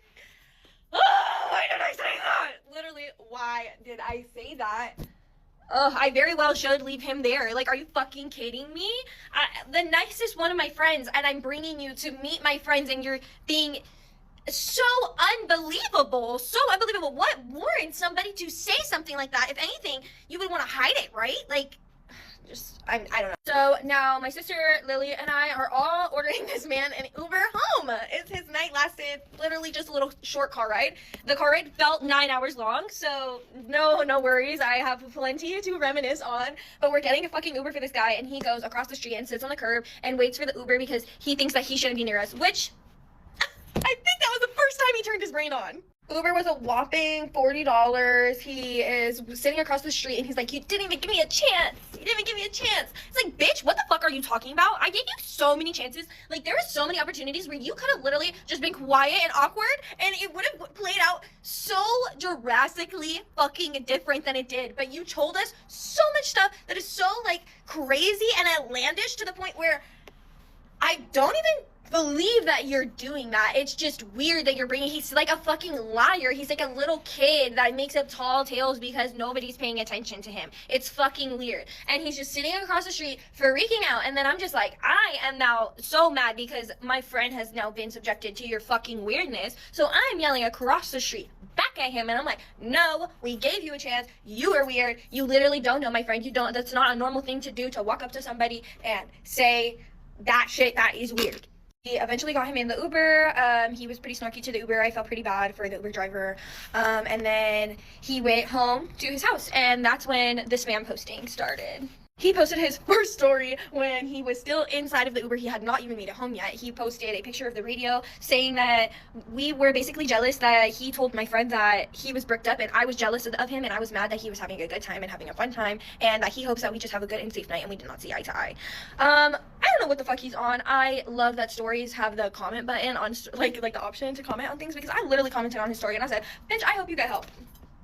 I hope you get literal clinical help. He continued to post like a bunch of like spam posts throughout the night of just like him in his house playing with his dog, and then like just like a bunch of random stuff with like weird miscellaneous like songs playing, and it's just kind of like, okay, like eerie, whatever. And then he posted another one, and it's like a video of like running water, and he's basically talking about the situation again, saying that we are not real friends and that we are bad friends and we're haters and all this stuff. And it's just like, bro, I was trying to be your friend, but saying that we're not friends is a really big stretch to even call me your friend.